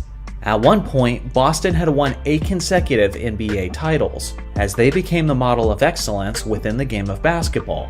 It's easy to simply look upon that great success on a surface level, and just assume that the Celtics steamrolled the league as juggernauts and were never considered as underdogs during that winning era. But that's actually not the case at all. We pick up our story at the end of the 1967-68 season. It's the NBA Finals between Bill Russell and the Boston Celtics, and Jerry West and Elgin Baylor of the Los Angeles Lakers. Since Bill Russell was drafted, this was the 6th time that the Lakers and Celtics met up in the NBA Finals, and each and every one of those times, the Celtics had won the championship. Boston had an absolute stranglehold on this series, but that didn't mean that it didn't feel like the tides were changing. Although there was a gap between the Celtics and Lakers, the gap was closing, and it was closing fast. Bill Russell was just reaching his mid-30s, and the rumors of his eventual retirement were now fully underway. On the other hand, the Lakers were a much younger team, and their best player, Jerry West, was just reaching the prime of his career. After years of crushing the regular season, regularly finishing around 60 wins, Boston had slowed down a bit, and in the 1967-68 regular season, they finished with a 54-28 record, which was only slightly better than the Lakers' 52-30 record. Heading into the 1968 NBA Finals, people were expecting this matchup to be far more competitive than it typically was, and that's exactly what happened. Bill Russell and the Celtics eventually went on to beat these Lakers in 6 games. But it wasn't an easy 6-game series, as the average margin of victory was only 1.5 points per game. As optimistic as the Lakers felt heading into that postseason, they ultimately left the 68 Finals hanging their heads in failure, as they were now 0-6 against Bill Russell's Celtics. With that being said, their confidence would be restored in that upcoming offseason, and in a powerful way. On July 9th, 1968, the Lakers achieved one of the greatest and most lopsided trades in NBA history. the Lakers had acquired Wilt Chamberlain from the Philadelphia 76ers in exchange for Darrell Imhoff, Archie Clark, and Jerry Chambers. What Los Angeles was adding to their already powerful roster was a superstar center who had just led his team to a championship in 1967. Now the Lakers had star power that absolutely no one could match on paper. Jerry West and Elgin Baylor were each annual MVP contenders, and Wilt Chamberlain was simply the most statistically dominant player in the history of the game. This was the first time in basketball history that a team was widely being referred to as a super team. The Lakers had already believed that they were preparing to take the torch from the Celtics, but now they believed they were going to do it with overwhelming force. In the media, the narrative was that the age of the Celtics was over. The time of the Lakers had come.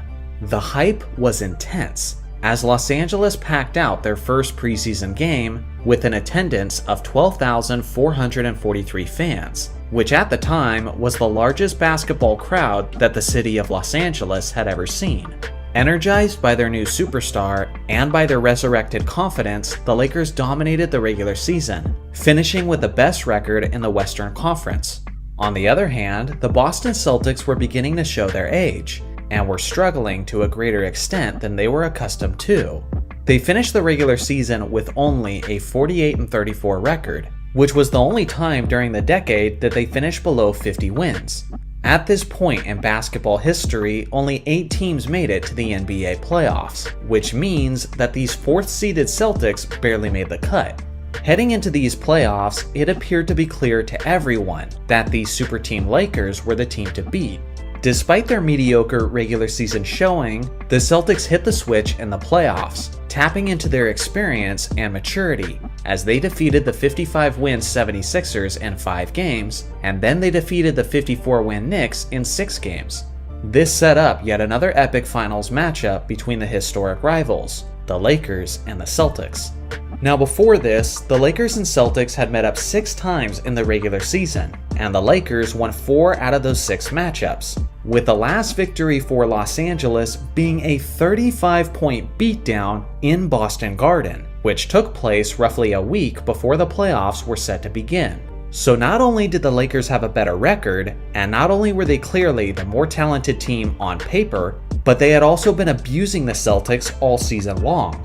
All signs were pointing to this year being a coronation for LA. Of course, some people believe the Celtics would find a way to win yet again, because that's what they always seem to do.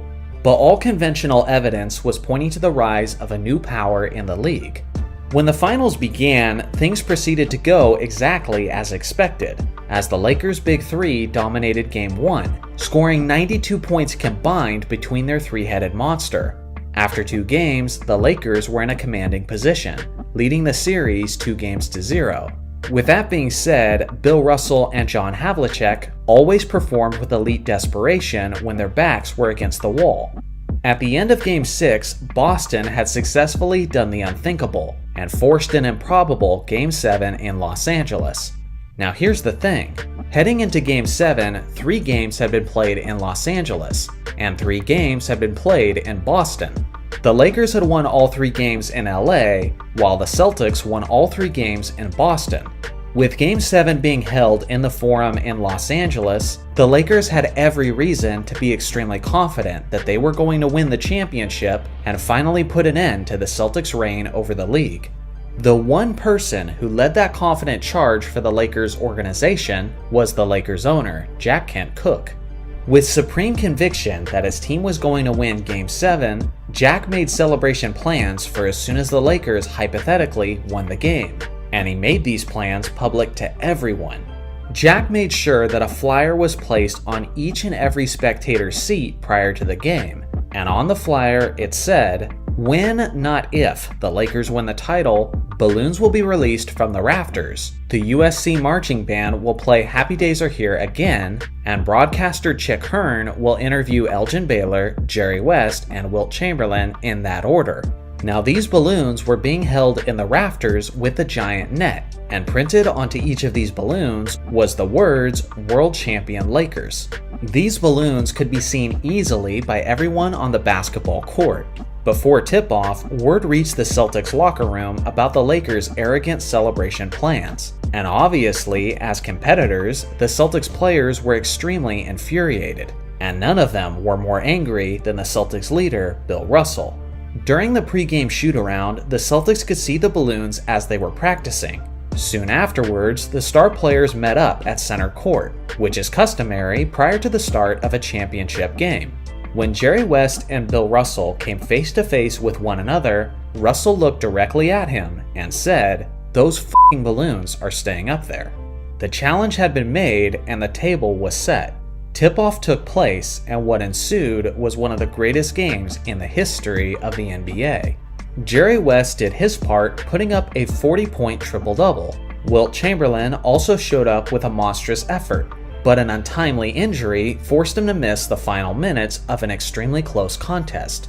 Although the Celtics were up by as many as 17 points in the fourth quarter, Los Angeles stormed back to make the game a nail-biter in the final minutes. But that's when Bill Russell came through and fulfilled his promise.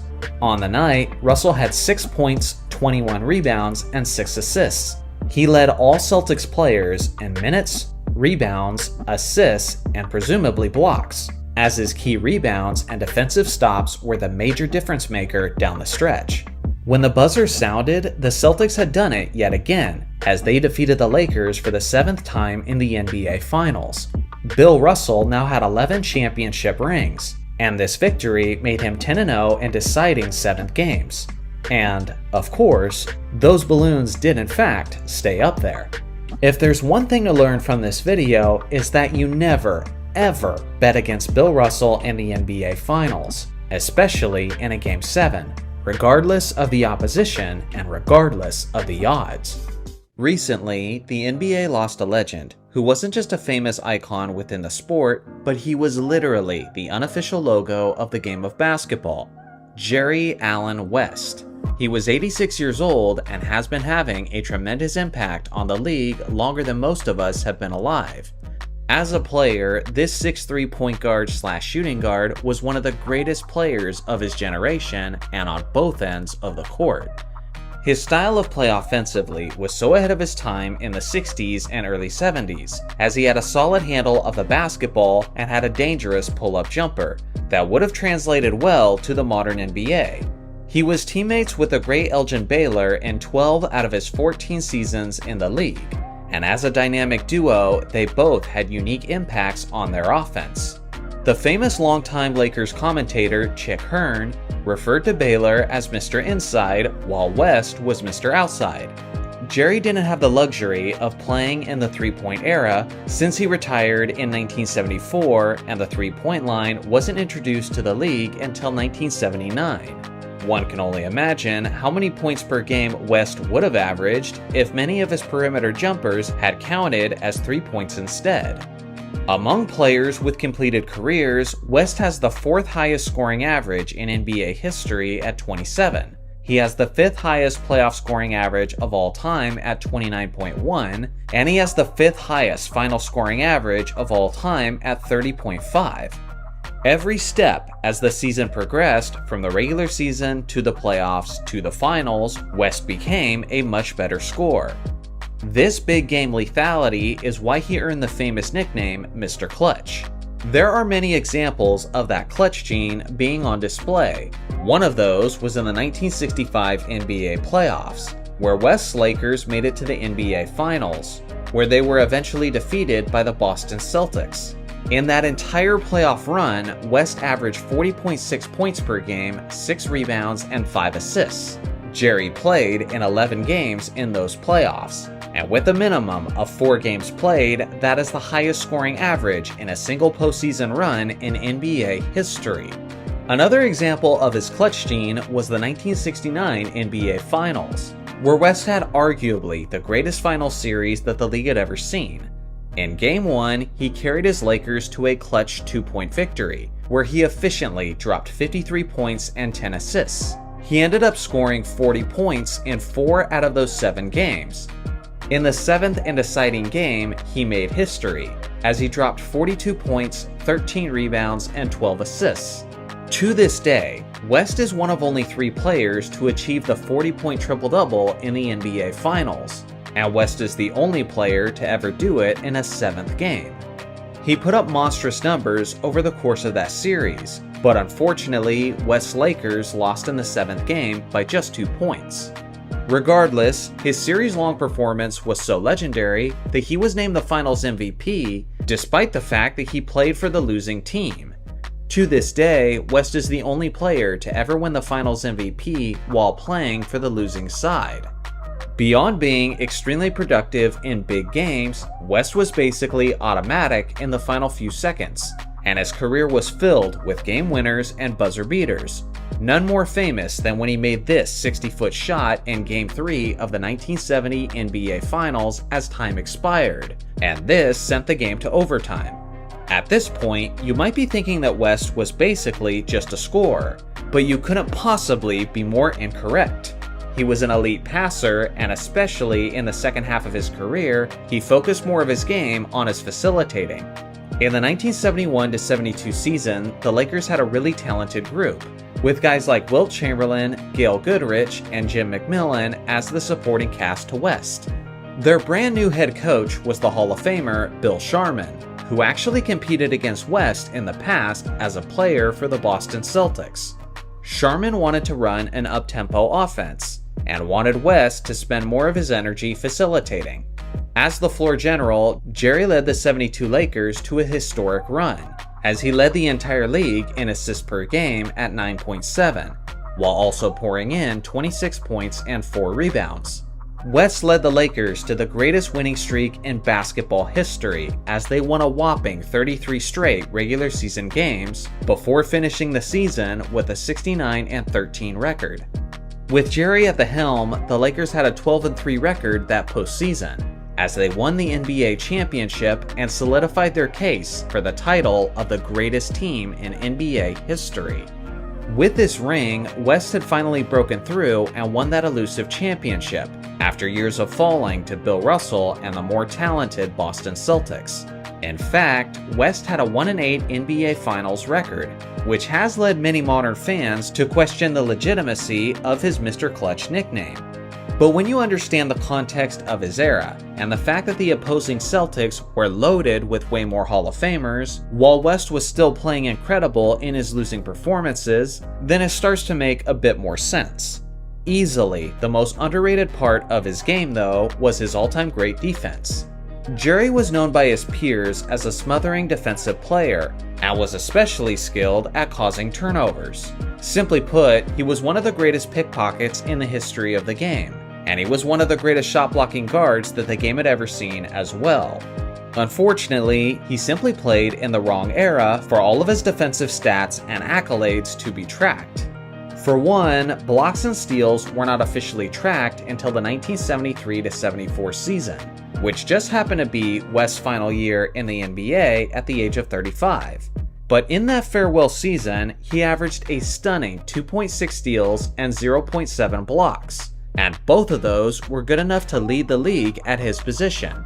If those were the kind of defensive numbers that he was putting up at the age of 35, then I can only imagine how many he was getting during his prime. Beyond that, he made a total of 5 All-Defense teams in his career, but all 5 of those honors came after he entered his 30s, since All-Defense teams did not exist prior to the 1968-69 season. So not only should he be among the all-time leaders in steals, not only should he be among the all-time blocks leaders for guards, but he could possibly have had the most All-Defense team selections for any guard of all time, if the honors had always existed. To put it simply, he was one of the greatest all-around players that the game has ever seen. In total, he earned 14 All-Star selections, 5 All-Defense teams, won the scoring title in 1970, won the assist title in 1972, was the Finals MVP in 1969, and won the NBA championship in 1972. Again, he achieved all of this as a perimeter shooter at a time when the three-point line didn't exist yet. Imagine what his resume would look like if it had. Now here's the craziest part. All of that might have been the less impressive part of Jerry West's basketball career, because soon after his career was done as a player, he moved into head coaching and executive positions. Just 2 seasons after his retirement, he was hired to be the Lakers head coach, thanks to his good relationship with the team's owner and thanks to his excellent leadership skills he displayed while playing for the Purple and Gold. After the Lakers had failed to make the playoffs in back-to-back seasons, West stepped in and coached the Lakers to 3 straight playoff appearances, including a trip to the Western Conference Finals in his first year at the helm. Now, after those 3 coaching seasons were done, he moved into a different role that he was more passionate about, which was a lead scout. For 3 years, he evaluated talent and helped the Lakers organization make selections that would build their next dynasty. Eventually, he got promoted and became the general manager of the Los Angeles Lakers in 1982. And one of the first major moves he made in that position was drafting big game James Worthy in the 1982 NBA draft. Worthy was the perfect complementary star to Magic Johnson's fast-paced offense. With the team, Worthy would go on to win 3 championships in Los Angeles, including the season where he was the Finals MVP in 1988. After the retirement of Magic Johnson in 1991, the Lakers' future was in question. But West quickly rebuilt the team into a competitive force and had them in the conference semifinals by 1995. That year, he was honored as the NBA Executive of the Year. But he was just getting started. Under his leadership, the Lakers were ready to take the next step, and in a major way. On July 11th, 1996, West made an extremely bold move, as he traded the Lakers starting center Vlade Divac for a 17-year-old fresh out of high school Kobe Bryant. This was an extremely gutsy move at the time, because Kobe was seen as a bit of an unproven wild card, while Vlade was the team's starting center when they went to the 1991 NBA Finals. Although the Lakers traded for Kobe from the Hornets, who took him with the 13th overall pick, West has said that he would have taken Kobe with the 1st overall pick if he had the choice. Now the Lakers were without a starting center, and West looked to fill that role rather quickly, and he did it in a very explosive fashion. Just 1 week later, West shocked the basketball world by convincing Shaquille O'Neal to leave the Orlando Magic and sign with the Los Angeles Lakers. And just like that, West had built the foundation of a dynasty yet again. Shaq and Kobe would go on to win 3 championships together in 4 finals appearances. And after the Diesel's departure, Kobe would go on to win 2 more additional championships. Obviously, West's impact and influence as a Laker great had been immortalized. When you look at the combination of his playing career, his coaching career, and his executive career, he's probably the favorite for the title of the greatest overall Laker in franchise history. But he wasn't done having an impact on the game of basketball. Seeking more mountains to climb and conquer, West became the general manager of the Memphis Grizzlies between 2002 and 2007. In that time, he built a surprisingly competitive squad that was able to make the playoffs for the first time in franchise history. In fact, they went to the playoffs for 3 straight seasons under West.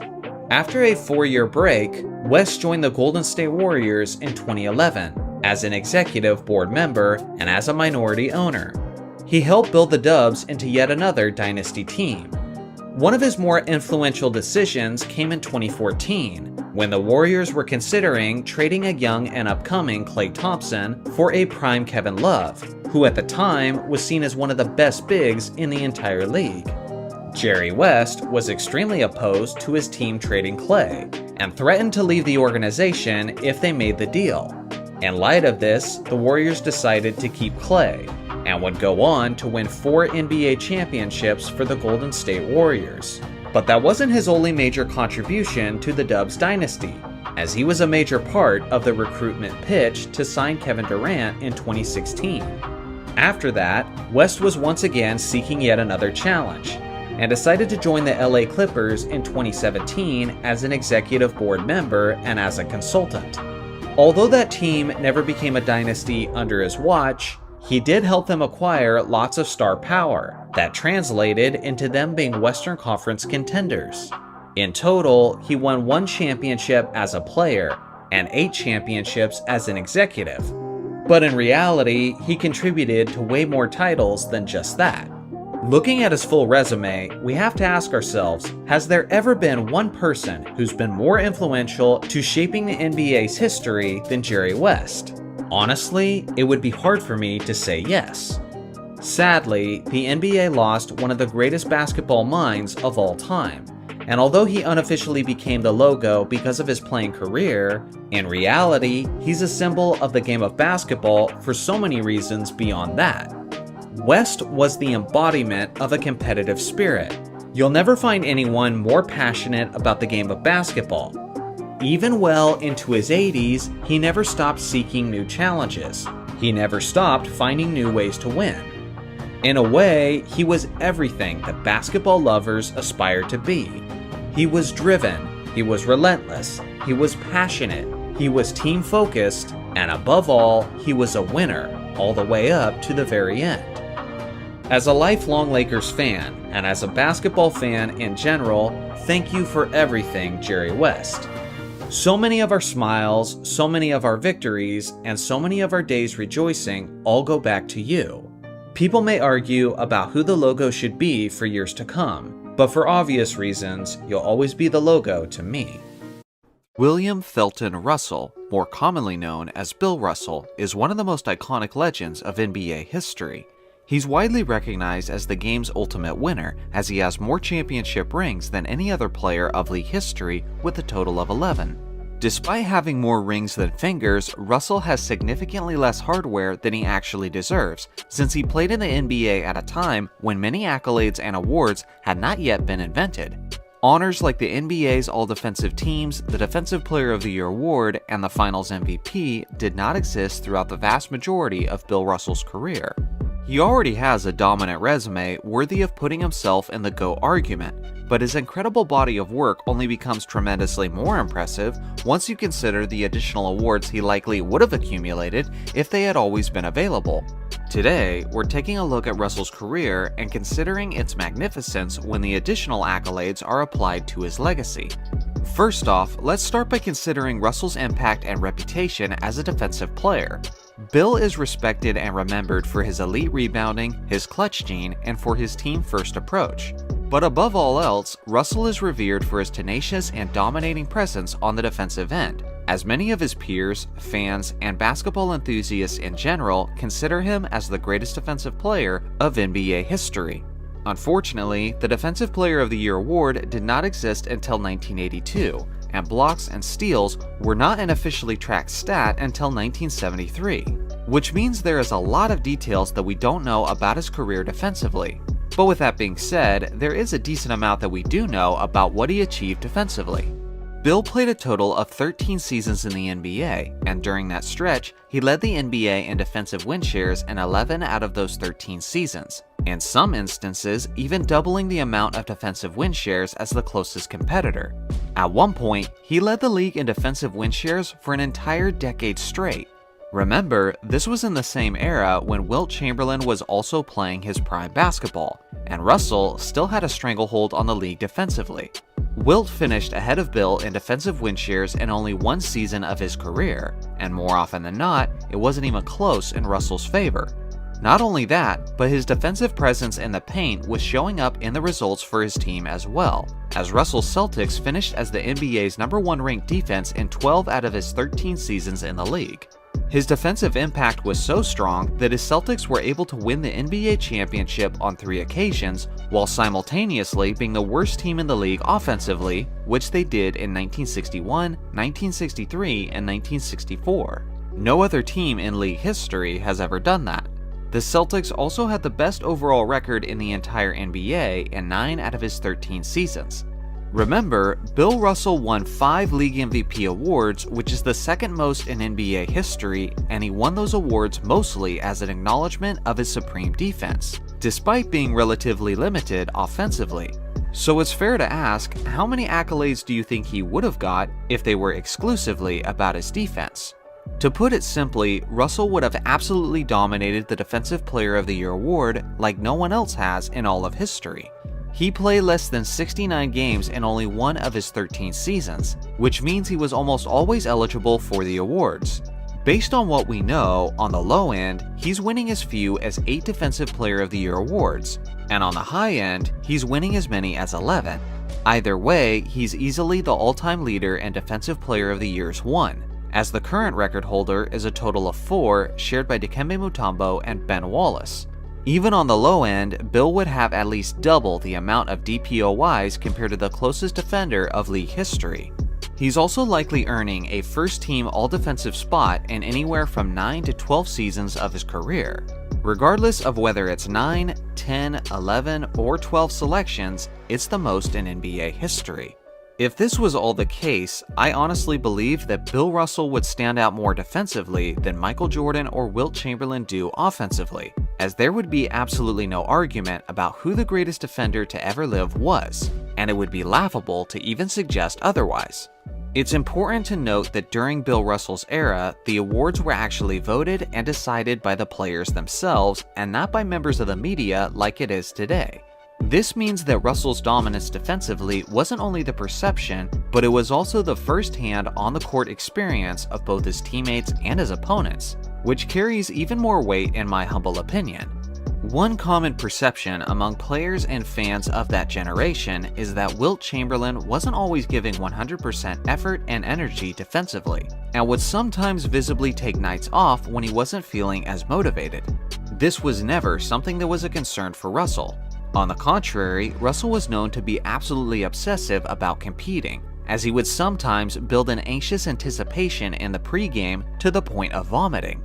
Russell's all-consuming desire to win undeniably resulted in him giving the most effort possible on the court defensively on a night-to-night basis.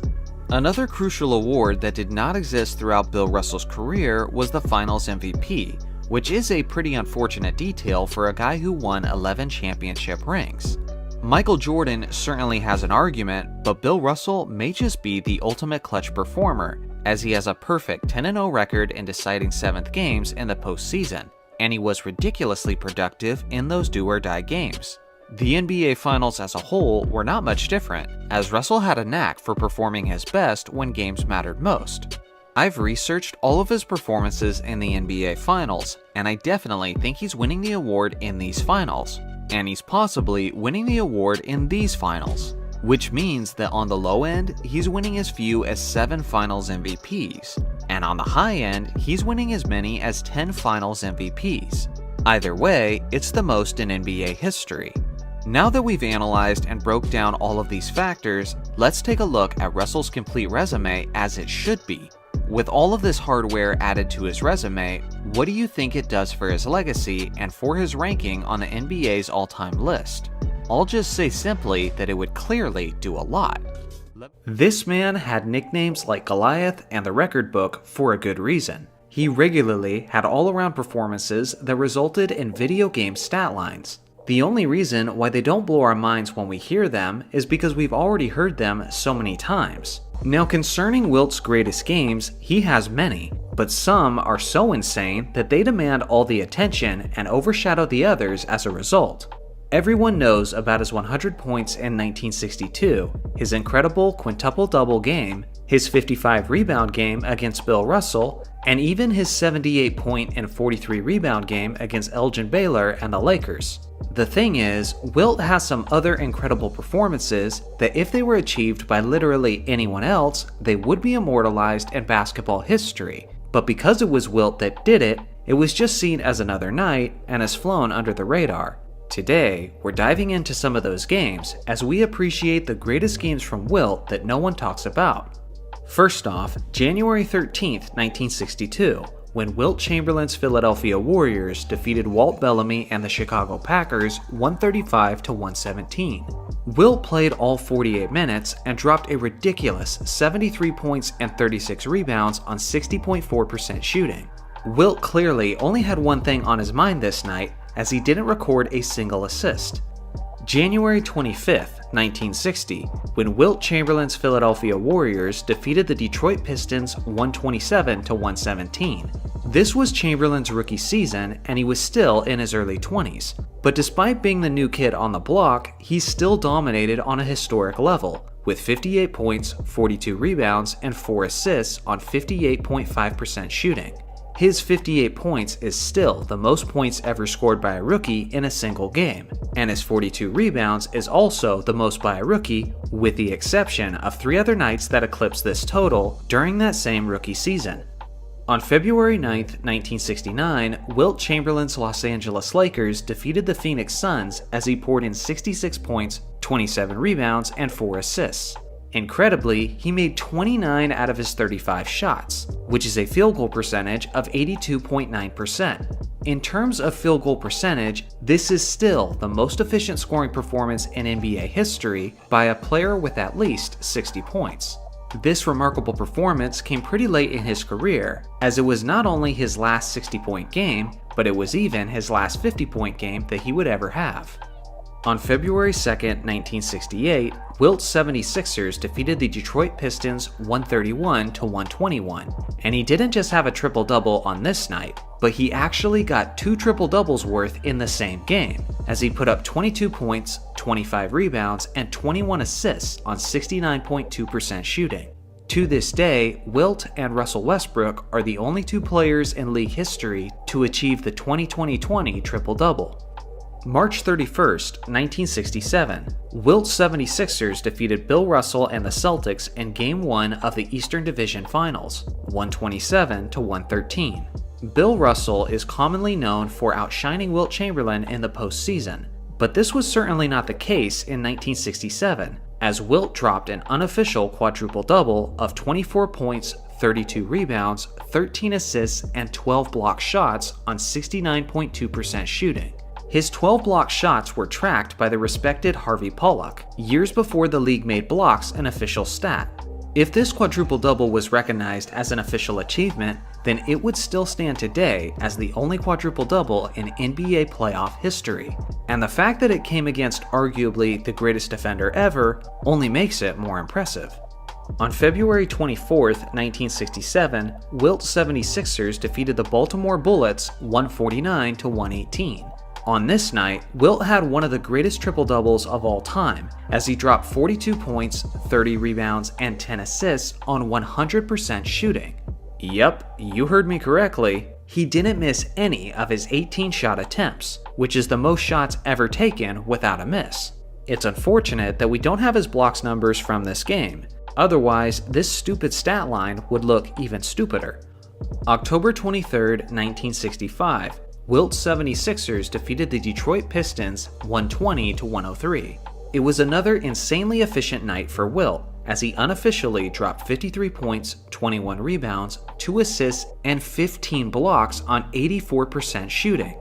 The only unofficial part of Wilt's stat line is the block shots, which were once again tracked by Harvey Pollack. With the blocks, it's one of the greatest two-way performances of all time, and without them, it's still pretty darn incredible.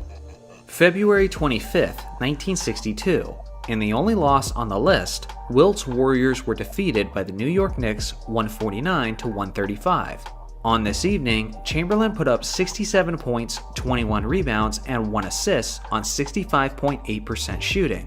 Now this game by itself is incredible, but what's most significant about this performance is that it was the beginning of an incredible streak. Other than Wilt Chamberlain, no player in NBA history has ever scored at least 60 points in back-to-back games. Starting with this game, Wilt did this in 4 straight games, and the 4th game was 100 points.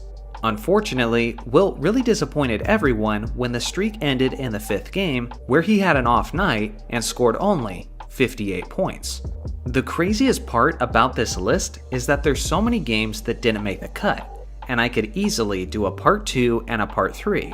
And to think that some people have the audacity to say that this man isn't in the top 10. Elgin Gay Baylor, the greatest Laker that almost no one talks about. He was a 6'5" small forward who played in the 60s and early 70s. His game possessed a combination of grace and power. He was a fantastic all-around player, but for several reasons, his legacy has been overlooked, and he doesn't get talked about among the greats nearly as much as he should be. By the end of this video, you may see that this guy was way better than you initially thought. So let's take it back to the beginning of his career and get into it. Baylor was drafted in 1958 with the first overall pick by the Minneapolis Lakers. He was an older rookie by NBA standards, but as a 24-year-old rookie, he put his skills on display, averaging 24.9 points, 15 rebounds, and 4.1 assists on 41% shooting. It was good enough to win the Rookie of the Year award. These numbers are extremely impressive, and I understand that stats are somewhat inflated in the early NBA as they are today, and that might have something to do with Baylor's high rebound numbers, but it's definitely not the whole story. Baylor knew how to use his body and athleticism to dominate the boards, despite the fact that he was just a 6'5" small forward. He ranked 3rd overall in rebounds in his rookie season, and every other player in the top 7 in rebounding that year was at the center position and significantly taller than Baylor.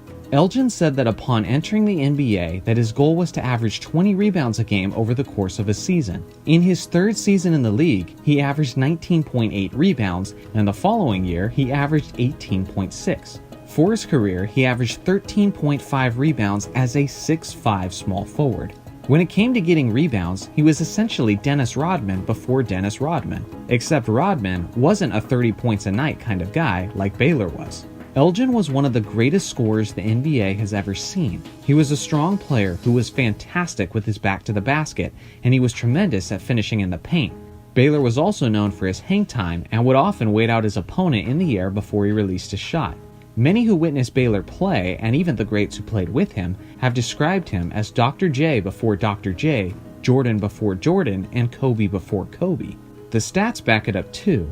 As I mentioned earlier, in his first year he averaged 24.9 points, and then he averaged 29.6 in his second year and 34.8 in his third year. By his 4th year in the league, he had become the most dominant wing in the NBA, averaging video game numbers of 38.3 points, 18.6 rebounds, and 4.6 assists on 43% shooting. Through his career, 18 times he scored 50 or more points. Among those 50-point games was a contest in 1960 against the New York Knicks, where he torched them for 71 points and 25 rebounds on 58% shooting. At the time, this was the highest scoring performance in NBA history. In fact, for a while, he held the record for most points in a game, in a playoff game, and in a single half. I remember when Kobe was tearing it up in the mid-2000s, and every time he set some kind of scoring record, they would always say, "No one has done this since Elgin Baylor did it." Not Wilt, not Kareem, not Shaq, Elgin Baylor. When analysts talk about the greatest scorers of all time, they usually talk about James Harden, Kobe Bryant, Kevin Durant, and LeBron James. Yet Elgin averaged more points for his career than all of those guys. Beyond that, he was also an 11-time All-Star and made 10 All-NBA teams. He was a great defensive player as well. Unfortunately, I can't prove it to you with numbers because steals and blocks were not accounted for during his playing days. They didn't even have all-defense teams, but he almost certainly would have made appearances if they did. He clearly sounds like one of the greatest ever, so that leads us to ask, why exactly is he so overlooked if he's truly that good? Well, there's a couple reasons for this. For one, he's a Los Angeles Laker, and the Lakers have the richest history of talent the NBA has seen.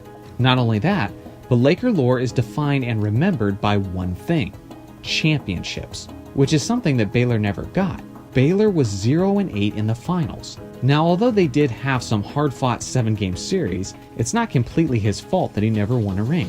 For example, this was the era of the stacked Celtics dynasty, and because there was no free agency at this time, the Celtics were allowed to stay stacked during that entire era.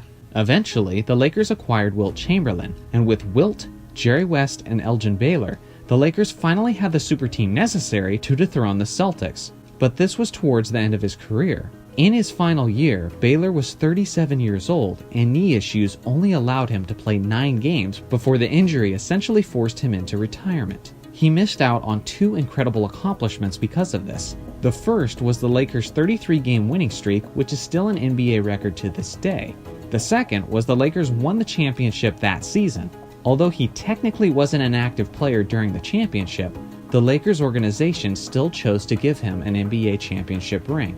Missing out on those bits of history certainly affects his legacy and plays a part in why he's overlooked.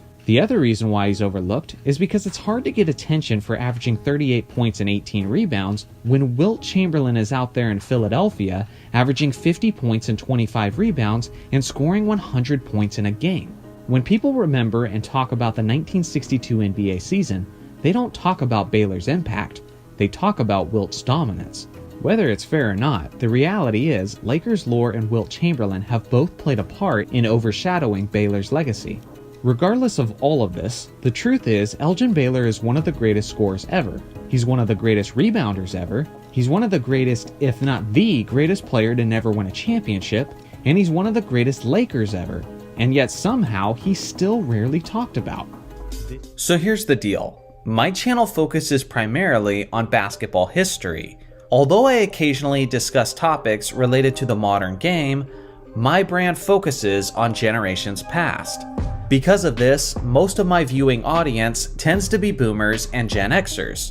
I imagine many of you guys aren't aware of this ongoing narrative on TikTok and Twitter, and sometimes even here on YouTube. Every day, more and more people are beginning to claim that Wilt Chamberlain's 100-point game never happened. As for myself personally, I do believe that this game happened, and I'll explain why in this video. But at the very least, I can understand why there's some recent skepticism from some modern NBA fans. For one, a 100-point game is so far from anything we've ever seen.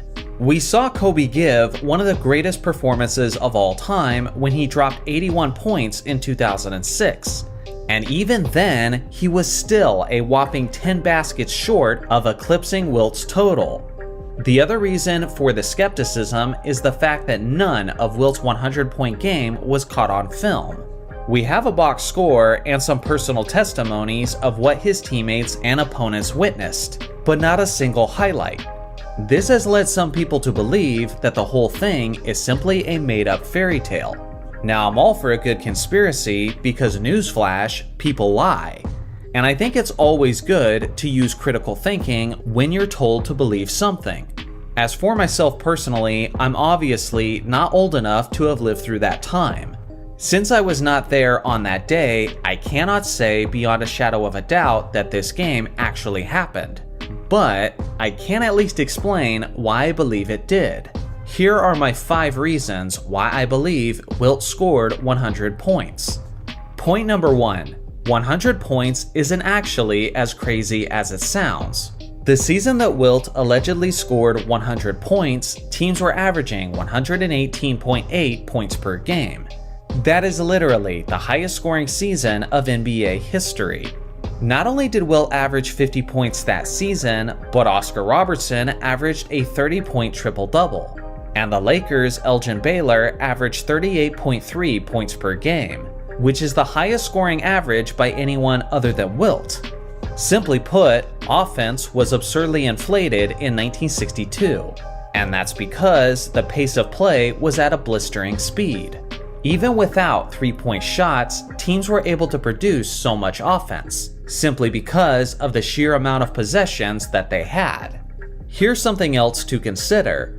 Wilt Chamberlain wasn't scoring that many points in 1962 simply because he was better than everyone else, but it was also because he was playing so much more than everyone else. You see, heading into the 1961 to 1962 season, Frank McGuire had just been hired to be the head coach of the Philadelphia Warriors. According to McGuire, he had a private meeting with Wilt before the season began, and in that meeting, he asked Wilt how many minutes he would like to play per game. And to that, Wilt responded by saying, "I never want to go to the bench." As surreal as it sounds by modern day standards, Frank honored that request from Wilt. Other than a game where Chamberlain had been ejected, he played every single minute of every single game in the 1961 to 62 regular season. Wilt averaged 50.4 points in 1962, but his per 36-minute stats reduced that scoring average to a more comprehensible 37.4. Michael Jordan famously averaged 37.1 points per game in 1987, but the thing is, he only averaged 40 minutes per game, And if you prorate his minutes to 48 per game, then MJ's scoring average increases to 44.5 per game. So just by looking at the minutes and at these stats, you can start to see how Wilt's scoring isn't quite as insane as it sounds on the surface level. Another thing to consider is that Wilt Chamberlain was absurdly hot heading into the 100-point game. It was actually his 4th straight game where he had scored at least 60 points. And in a game just several months earlier, he had scored 78 points. At the time, many writers were starting to speculate that he might eventually score 100 points. So although it was amazing, it wasn't really the most surprising thing to happen in basketball. Now here's the other thing. Wilt allegedly scored 100 points against the New York Knicks on March 2nd, 1962 in Hershey, Pennsylvania. The Knicks were one of the worst teams in the league defensively, as they were allowing roughly 120 points per game. But as bad as the Knicks were on defense, they were even worse the night that Wilt was going up against them. You see, the Knicks' usual starting center that season was a 6'10 player in his 6th year, named Phil Jordan. According to reports, Phil had been out partying the night before and was vomiting prior to tip-off. Because of this, Phil sat out of that game. This means that Wilt was going up against the Knicks' backup center, Darrell Imhoff. Darrell was 6'10", but he was also a skinny second-year player who wasn't accustomed to defending starting centers, let alone Wilt Chamberlain. Seeing how Wilt always played 48 minutes, he was gonna be guarded by the backup of the backup. When Darrell Imhoff went to the bench, the player who then had to defend Wilt was a 6'9" rookie forward, Cleveland Buckner. So again, when you consider that the Knicks sucked defensively, the starting center was out, and Wilt was spending a large portion of the game up against an undersized rookie who was out of position, then yeah, it's not really surprising that this happened to be the night that he allegedly scored 100 points. Some will say that the craziest and most suspicious part is that he went 28 of 32 from the free throw line. At first glance, yeah, that looks really odd, coming from a player who's a career 51% foul shooter. But here's the thing, bad free throw shooters getting in a good rhythm is not something completely unheard of. Shaq was also one of the worst free throw shooters in NBA history, and in 3 games of his career, Shaq made at least 12 free throws without missing any.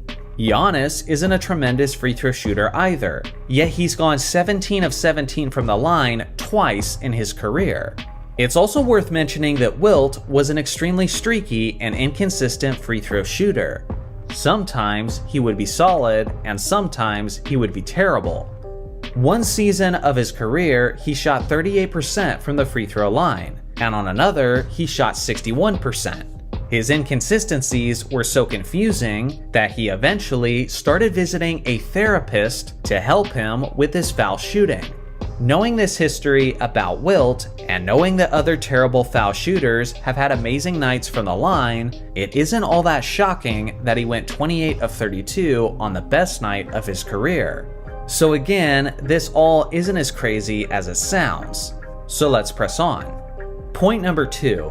The game not being filmed was actually quite normal. To put it simply, the NBA was not very popular in the 1960s. Sure, some games were on television, but those were usually NBA playoff games with a tape delay.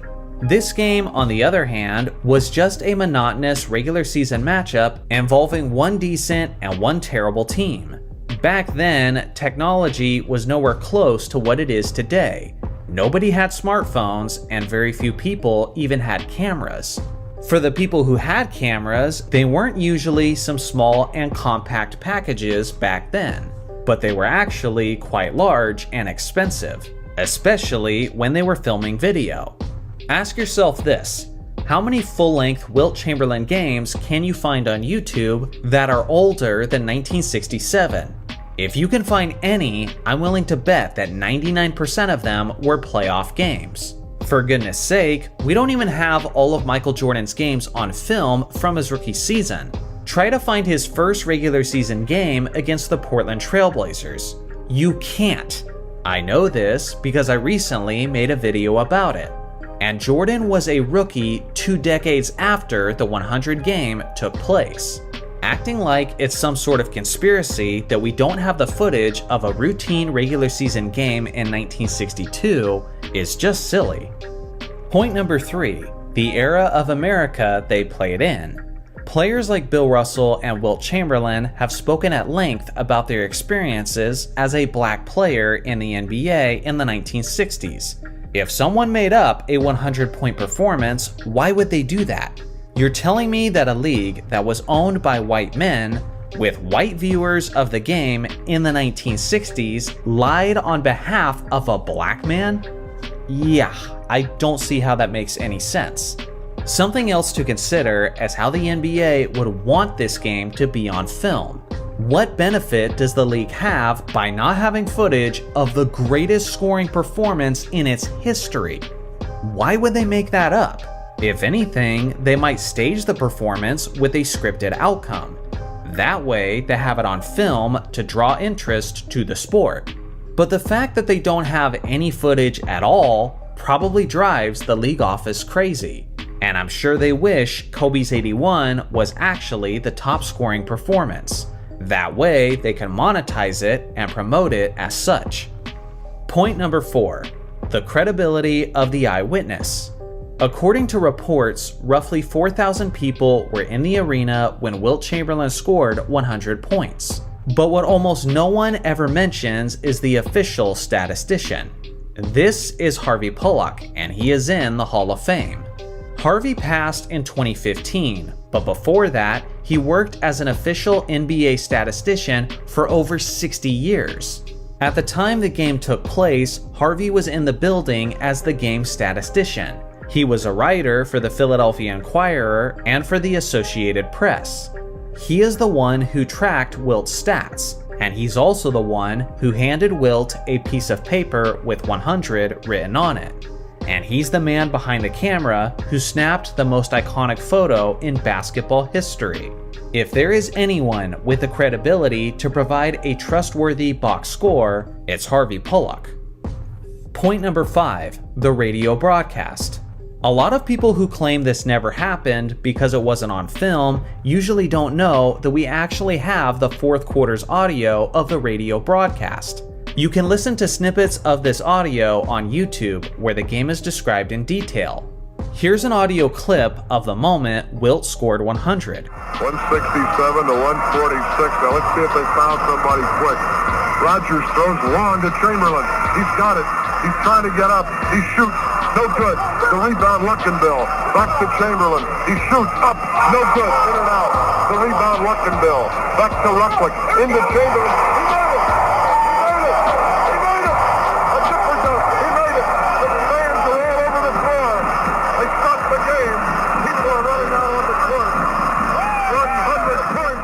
This radio broadcast is actually being preserved in the Library of Congress. So again, if this was all a lie, Harvey Pollock was in on it, the thousands of people who were at the game were in on it, the league was in on it, the government is in on it, and they staged a fake radio broadcast just to convince everyone of the lie. Because reasons, I guess. Friends, just admit it. It would make more sense that this game actually happened than it does about it being this big complex lie that involves thousands of separate individuals who are all complicit. Peter Press Maravich, also known as Pistol Pete. It's no secret that Maravich was a transcendent and quality basketball player, but just how good was he exactly? Well, let's do this like we do with all of the players in this series and take it back to the beginning of their career. Long before the Pistol had played a professional basketball game, Pete's father Press was hellbent on making his son Pete into an NBA talent. As a result, hard work and basketball obsession was very present in Pete's life from a very early age. It was evident as it led Pete to have arguably the greatest college basketball career of all time, as he averaged an absurd 44.2 points per game over his 3 years in Division I competition. Because of this, Pistol Pete was obviously a hot commodity heading into his NBA career. The 6'5" shooting guard was drafted 3rd overall in the 1970 draft by the Atlanta Hawks. You would think that a player with that kind of collegiate career would then be greeted with optimism from his new NBA teammates, but that actually wasn't the case. You see, Pete had a very flashy style of basketball that was frowned upon at the time that he was entering the NBA. All of his fast breaks, no-look passes, behind-the-back passes, and circus shots weren't embraced by many players and many teams within the league, and the Hawks players were no exception. The other star players on the Hawks were their point guard Lou Hudson and their center Walt Bellamy, who both had a very conservative style of play. Even with some early-on chemistry issues, Maravich still found ways to be productive and excellent in his rookie campaign, as he averaged 23.2 points, 4.4 assists, and 3.7 rebounds on 45.8% shooting. It was an impressive debut that ultimately resulted in a first-round exit at the hands of the New York Knicks. As the years went on, Maravich's skills and production continued to improve. He was a genius on the fast break, he was a passing wizard, he was likely the greatest ball handler at the time, and he was an absolute scoring machine as he could get a bucket in a multitude of ways. He was great at finishing in the paint, he had a reliable mid-range game, and he even had the range to score from 20 feet and beyond. During these years, the three-point line wasn't invented yet, but Maravich was without question one of the players who could have greatly benefited from the three-point shot. By his third year, he had broke out as an elite superstar in the NBA, as he was 5th in scoring and 6th in assists, as he averaged 26.1 points, 6.9 assists, and 4.4 rebounds on 44% shooting. In Maravich's first 4 years with the Hawks, he had established himself as a premier player, but the team still wasn't clicking enough to be among the elite teams of the NBA, and the Hawks were ready to make some changes. Enter the New Orleans Jazz. The Jazz were a 1974 expansion team. They needed someone to help bring attention and excitement to their new franchise, so they traded 2 players and 4 draft picks to the Hawks to acquire Maravich.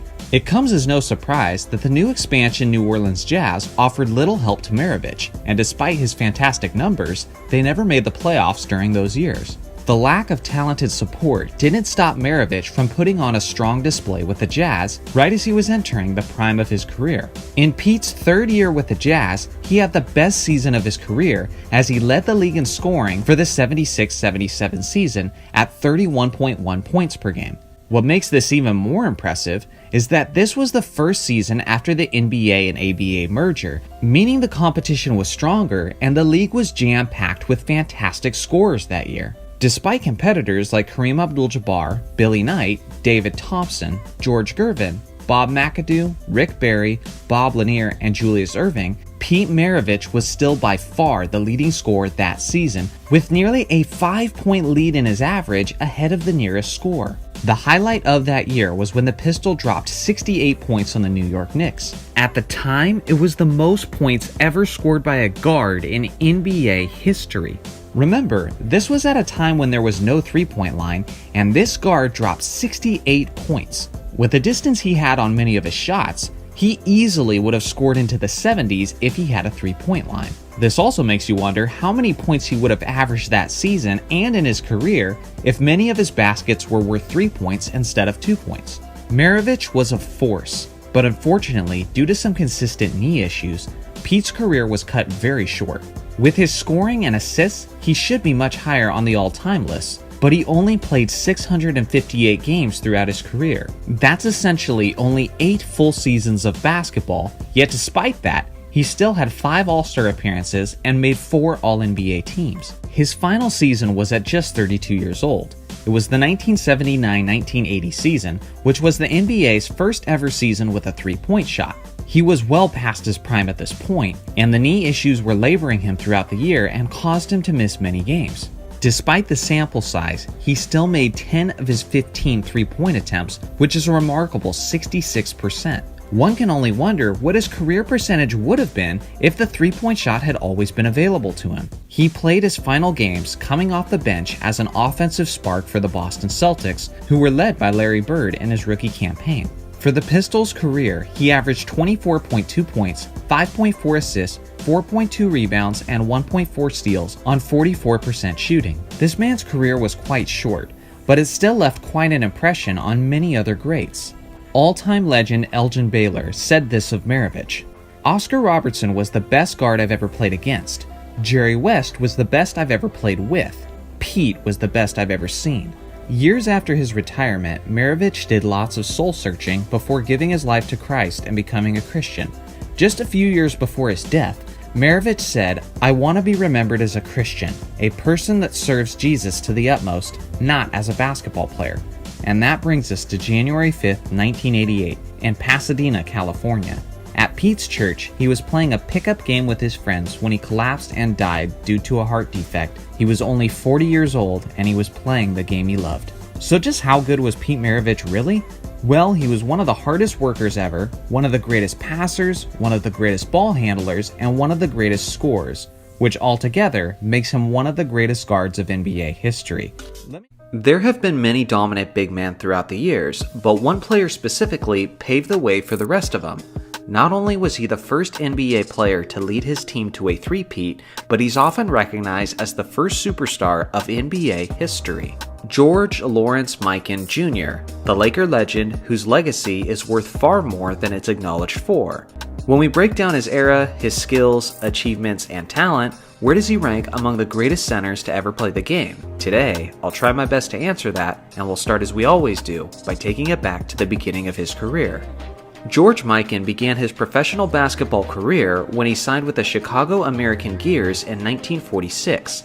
The 6'10 center quickly became the best player on the team and poured in 16.5 points per game over the course of his rookie season.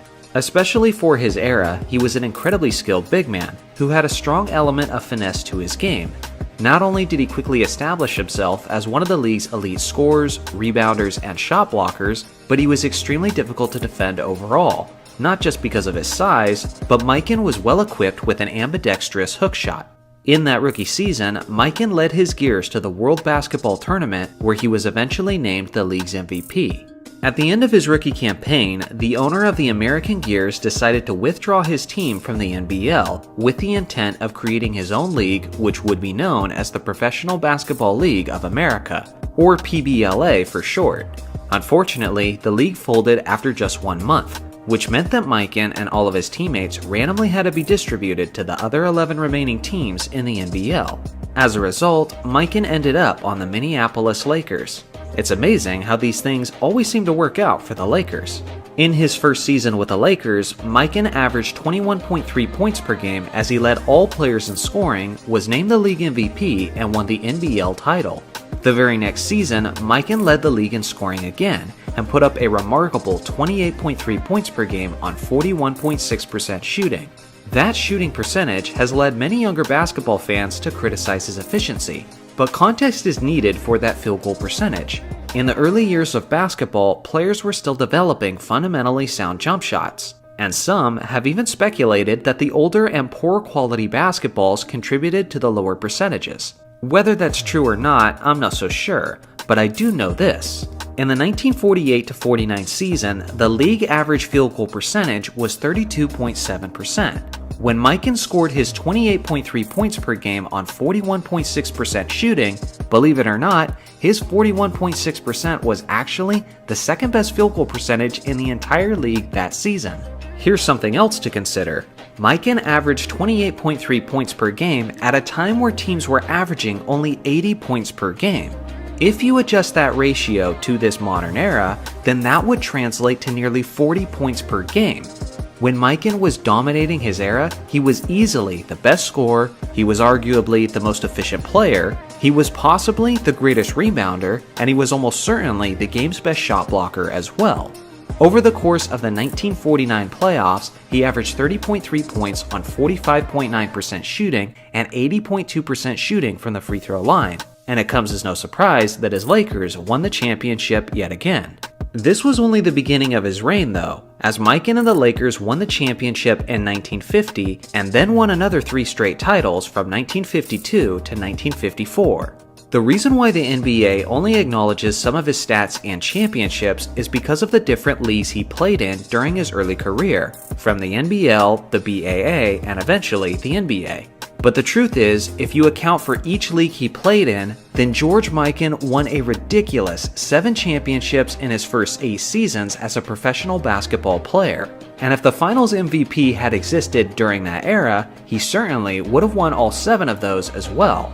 That kind of winning dominance from a big man has never been matched by anyone other than the great Bill Russell. Mikan was so dominant that he was instrumental in inspiring numerous rules for the NBA, including the goaltending rule, the widening of the 3-second violation lane from 6 feet to 12 feet, and he's even credited as the player who inspired the invention of the shot clock. The biggest example of that inspiration came on November 22, 1950, when Mikan's Lakers had a 29-game home winning streak heading into that evening. The Fort Wayne Pistons were determined to end that streak by any means necessary, so when the game started, the Pistons played a game of keep away whenever they had possession of the ball. This not only disrupted Mikan's dominant offense, but it also resulted in the lowest scoring game in NBA history, where the Pistons snapped the Lakers' streak in a final score of 19-18. George Mikan tried to carry his Lakers as he scored 15 of the Lakers' 18 points, including all 4 of his team's field goals. Unfortunately, it wasn't enough, and just a few years later, the 24-second shot clock was introduced to the NBA. All in all, he was the leader of one of the greatest yet forgotten dynasties of league history. He was a 7-time champion, won 6 consecutive scoring titles, won at least 2 rebounding titles since rebounds were not tracked until halfway through his career, and he made 6 All-NBA/BAA teams. Despite a full legacy, Mikan only played until the age of 31, and continuous injuries and numerous broken bones resulted in him retiring earlier than most. The man was known as Mr. Basketball and was not only influential in the progress of the league, but he also inspired many that came after him, like the all-time great Kareem Abdul-Jabbar, who said, "He showed everyone that a true big man could develop the agility and skills needed to play basketball." Mikan quickly opened their minds. Now, would his game translate to the modern NBA? I'm not so sure, and if I'm being honest, I don't necessarily think that's a fair comparison to make, considering how the league he played in had so many disadvantages, from the training methods to the equipment, technology, and even the lack of training resources compared to the modern NBA players. Mikan certainly had the size and athleticism of a modern big, and he definitely dominated his era just about as much as he possibly could have. If we simply adopt the logic that you can only beat who's in front of you, then Mikan is without question one of the greatest centers of all time, one of the greatest Lakers of all time, and certainly one of the greatest basketball players to ever live. Let me know in the comments section where you rank George Mikan among the greatest players of all time. Thanks for watching as always, make sure to like and subscribe for more basketball content, and I'll see you guys in the next video.